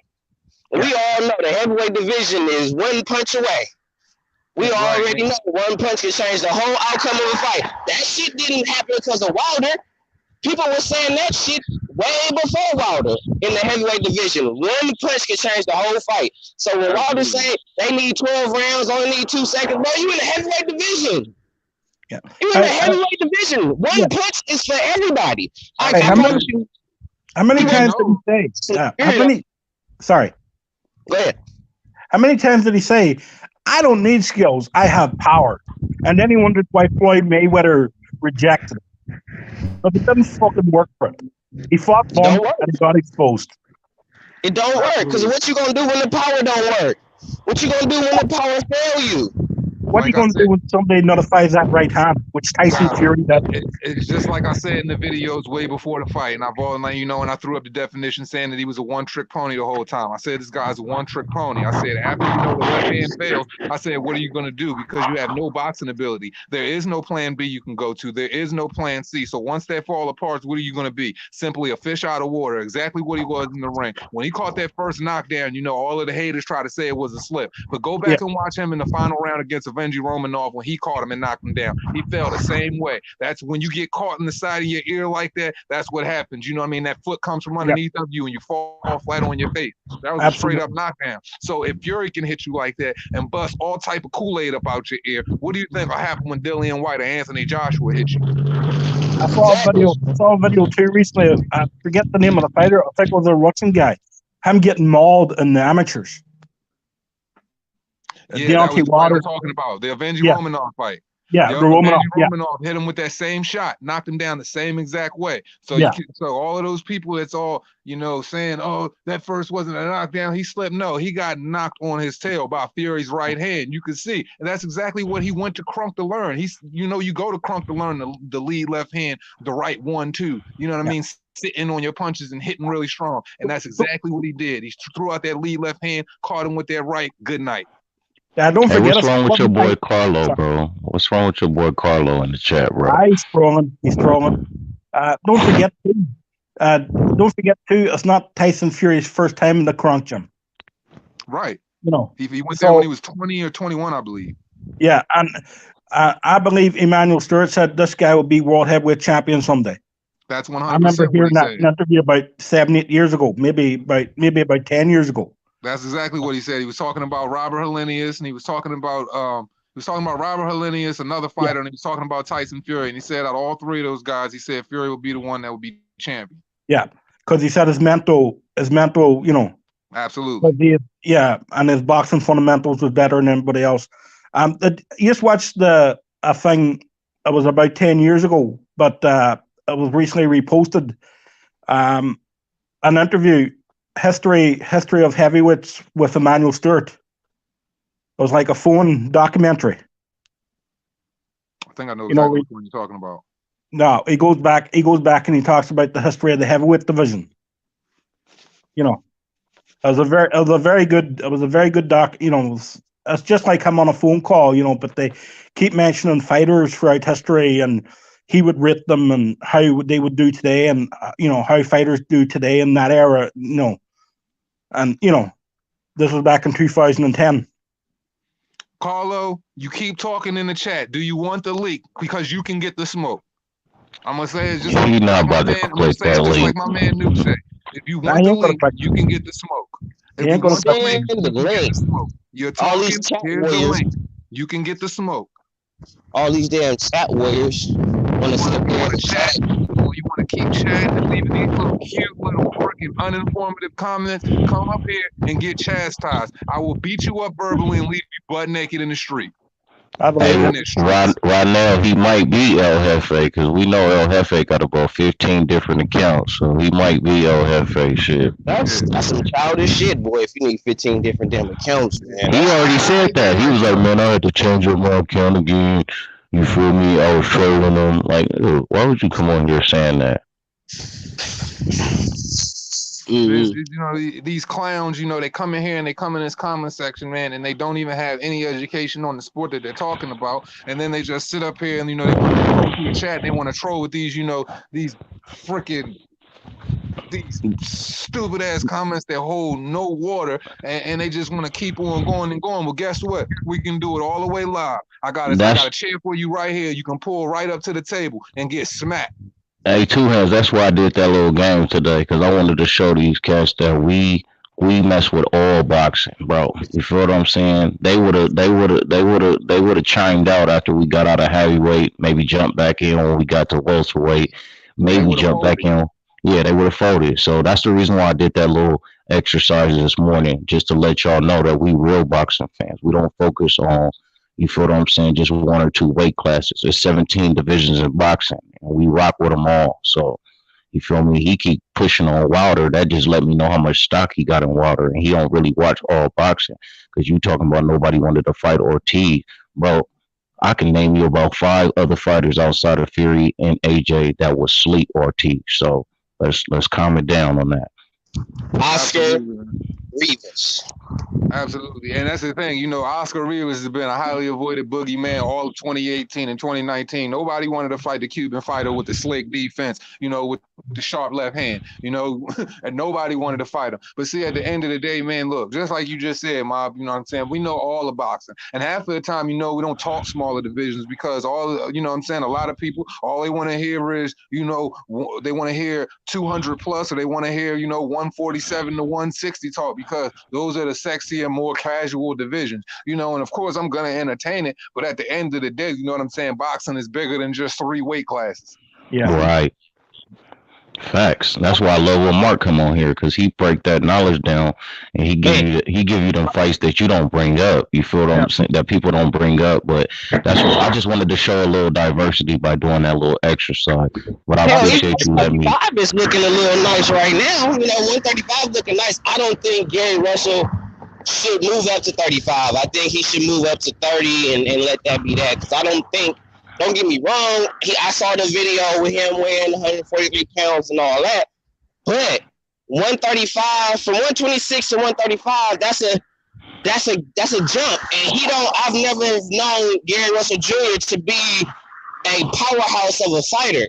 You know what I mean? You got people that are punchers like Teofimo and Devin Haney. You got those dudes. You got Loma. I think Loma is a decent puncher, a respectable puncher, but he don't have that wow, like I'm gonna fuck you over type shit. So I don't know how Gary Russell gonna do at 35 with all those raw punchers. What Loma has is a great boxing IQ, and he just shows you different angles. So Loma is one of those enigmas where it's like it's his skill is what transcends him. Basically, the same thing with Floyd, because Floyd didn't have phenomenal knockout power when he became Money Mayweather. He just outskilled everybody. That's why he was able to move up. Messed up his hands, yeah. Some people also forget about Floyd. I think a lot of his fights, he has fought with bad hands his whole career. Yeah, he fought with bad hands with Because see, and this the thing, people always, disregard Floyd, you know what I mean? But at the end of the day, Floyd's got one of the most impressive resumes in boxing. He's got one of the most impressive styles in boxing. But at the same time, everybody wants to praise Manny Pacquiao, but they don't give Floyd credit. But all Manny Pacquiao did was fight Floyd's leftovers. And I mean, at the end of the day, Manny Pacquiao got knocked out by a lightweight. He lost both times to Marquez. Let's be serious here.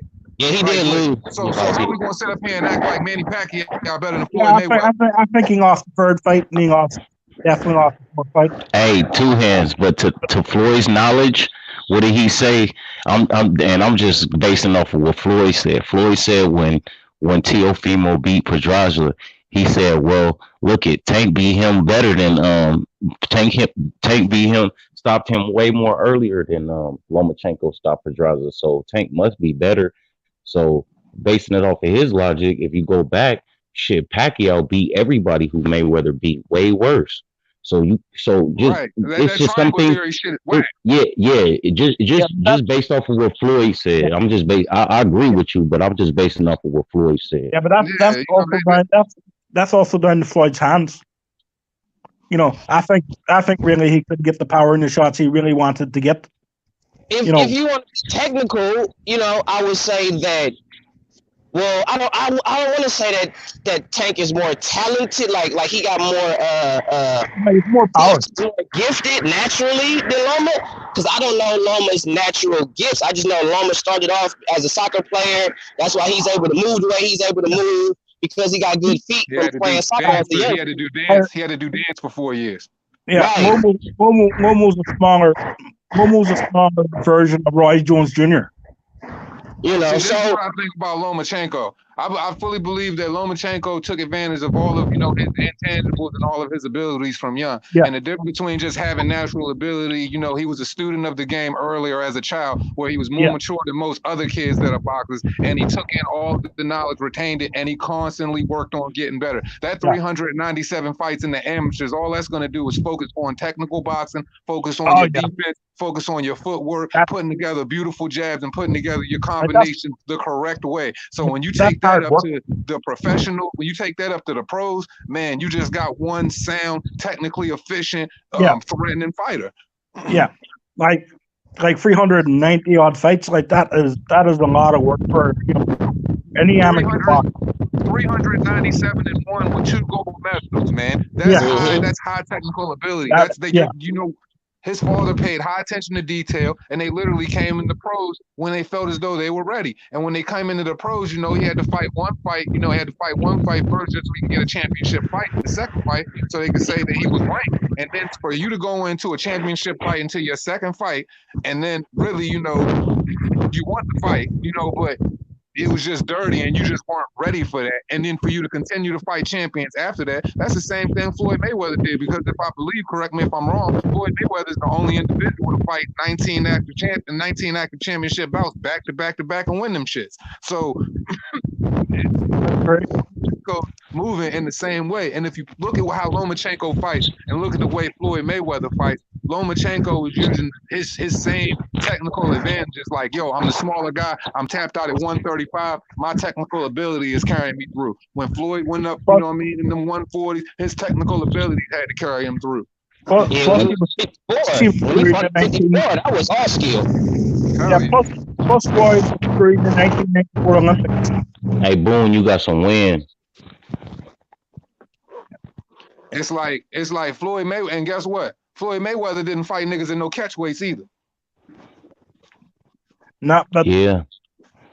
People say that Lomachenko ain't got power at 135, but shit, didn't he drop everybody that he fought so far at 135? If I recall, he's got a 74% KO rate, and my whole thing is this: speed, precision equal power.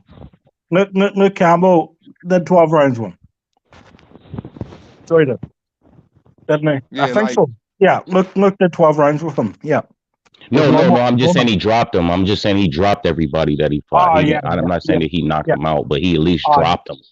Because I like this. When you do the tail of the tape of Teofimo Lopez and Lomachenko, Teofimo Lopez is supposed to be this big KO knockout artist. He has a 72%. He has a 72% KO percentage. Loma has 74. Both of them, got an equal amount of wins, and their knockouts are only different by probably 2 knockouts. So at the end of the day, it just shows, Sugar Ray Leonard showed, that speed and precision equals power. Because if you're getting hit with some highly precise, accurate shots and barrage of punches, man, that's just going to break you down, man. It's going to break down your face, break down your body.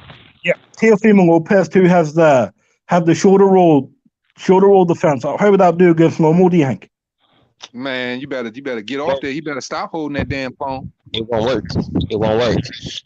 Everything is gonna be right there. I wish I was in the house. I'll show you. I'm coming from the stove, but everything is right there. Everything right there. The left hand, the jab. He better not turn to that Philly shell. He gonna get ate up with straight punches all night. I'm telling you.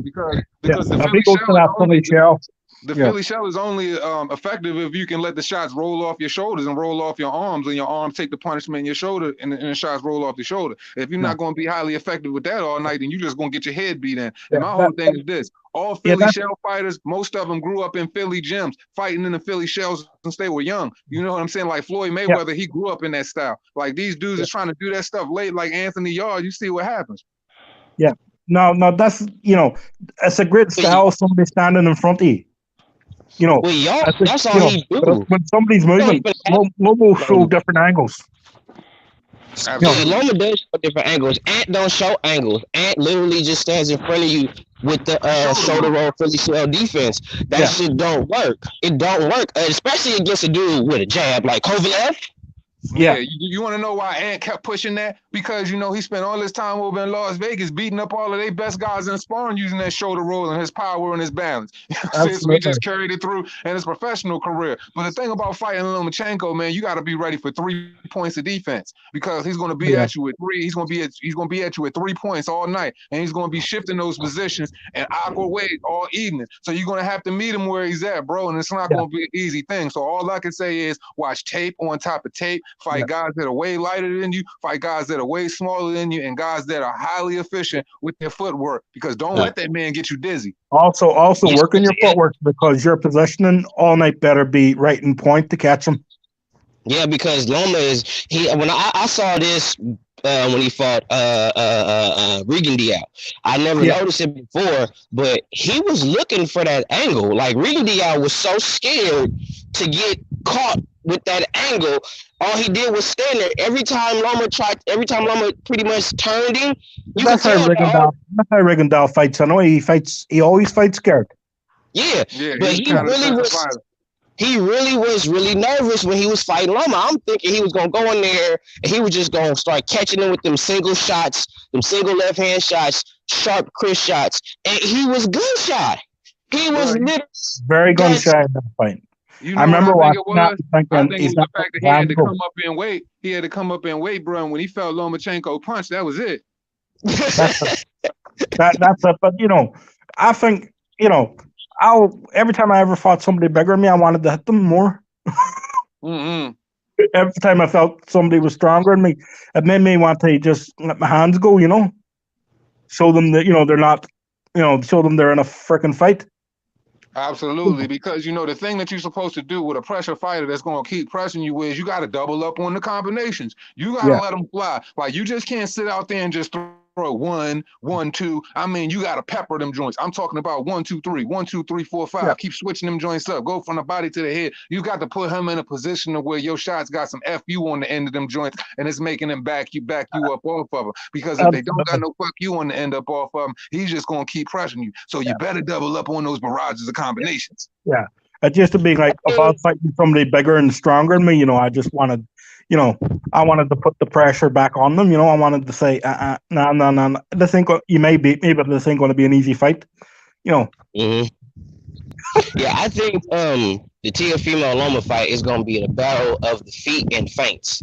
Who gonna feint? Who gonna have the better feet? Or who gonna out footwork who? I think that's where it's gonna be. Because if we go off of natural skill, both of these dudes are skilled fighters, man. We can sit there and who's more skilled than the other, but at the end of the day, Teofimo Lopez and Lomachenko are two highly skilled professional boxers, and I really feel like that's going to happen. Yeah, but Loma come in the box. Teofimo ain't coming to box. Teofimo coming to impose size, impose will, bully, pressure him, put him in a position to where he can't use those dodgy angles on him. And you know what I mean? He's going to have to fight him straight up in the phone booth. And he's going to press him. He's going to hold him. He's going to maul him. He's going to put them forearms on him. He's going to shoot them down. He's going to shoot them choppy ass hooks to the body. And he's going to stay pressed to his chest. I believe there's going to be very little boxing going on in Teofimo's size. And he's just going to probably try to impose size, will, and bully pressure. Because you can't go in there thinking you're going to just go out and just outbox him. Like, you're not gonna. He can't go past. He can't go past 5 rounds. It's if he go past 5 rounds, Loma gonna take him into deep waters. That's how I see it. You feel me? He gotta impose his will early, and he has to try to get at least a knockdown early. If he don't, Loma gonna take him to deep waters. Lionel was correct. Loma probably never been in this situation, but neither has Teofimo. You feel what I'm saying? Loma has fought top But then competition. again, yeah, but Teofimo then only got again, one underneath his belt. if you look at the amateur career of Lomachenko, like he's been in with every freaking. I bet guarantee he's been in with every freaking style you can imagine. You know, you don't Yeah. get to that many. You don't fight that many fights. 397 fights, one loss. You don't do that. You don't do that without not fighting every single style. You know, everything. And then in the amateurs, it makes it that much more. It's more beneficial because you see everything, and you in a position where it has to be technically sound. So it's just like he's so proficient, man. Absolutely, like that was my bread and butter, the amateurs, but that's where I trained a lot of fighters, and that's but I remember seeing Lomachenko in the UK in what year was it? He was fighting in a tournament in the UK, and Jesus Christ, he was brilliant that night. It was a tournament in London. Oh, really? And yeah, and I didn't know who the kid was. Everybody was going, "Well, this guy's amazing." First time ever seen him. Mm-hmm. He was amazing. He battered up some UK young champion. He just beat the living hell out of him. The wee man couldn't get off at all. Yeah, he beat Verdejo before when Verdejo was being praised. You feel me? When he first came out to amateurs, and Loma beat him. You feel me? So he seen a lot of styles. That's why I say, man, I just don't think nobody could beat Loma at 130, 135. Yeah. So I want this fight so bad because pretty much everybody got Teofimo. Everybody got Teofimo on so much of a high level. I feel like this is the win that Loma needs. You feel me? So if he get past it, I think it's the big fight of this weight group. I think it's the fight everybody wants to. I think it's the fight everybody wants to see, and I think the fight two of the fighters year. want to fight. It is. Fight of the I think year. this is the fight that's going to determine this fight really determines Loma's legacy because this is the fight where he really going to be tested. I feel like this is the fight where he really going to be tested, and I feel like this is going to be the test of Teofimo's life. And what makes it more intriguing is the fact that Teofimo isn't scared of him. He don't respect him and truly feels like he goes in there and he stops him. So that's what makes it more intriguing. And Loma wants to see his father's face after the reaction at the end of the fight when he stops. So man, it's incredible. But do this make him number one without a doubt if he beats Teofimo? Hell yeah. Hell yeah. On that note, man, we're gonna call it. We're gonna kick this thing back off tomorrow. Appreciate everybody on the panel. Good looking, fam. Always. Everybody in the chat. I appreciate y'all showing up, showing love, spending time, sharing this boxing talk. As we always say at the end of this shit, they cost you nothing. Pay a nigga no mind. Salute, Kings. Salute. Salute everybody in the chat and salute guys. Thanks for having me on. Thank you. You're welcome. No worries.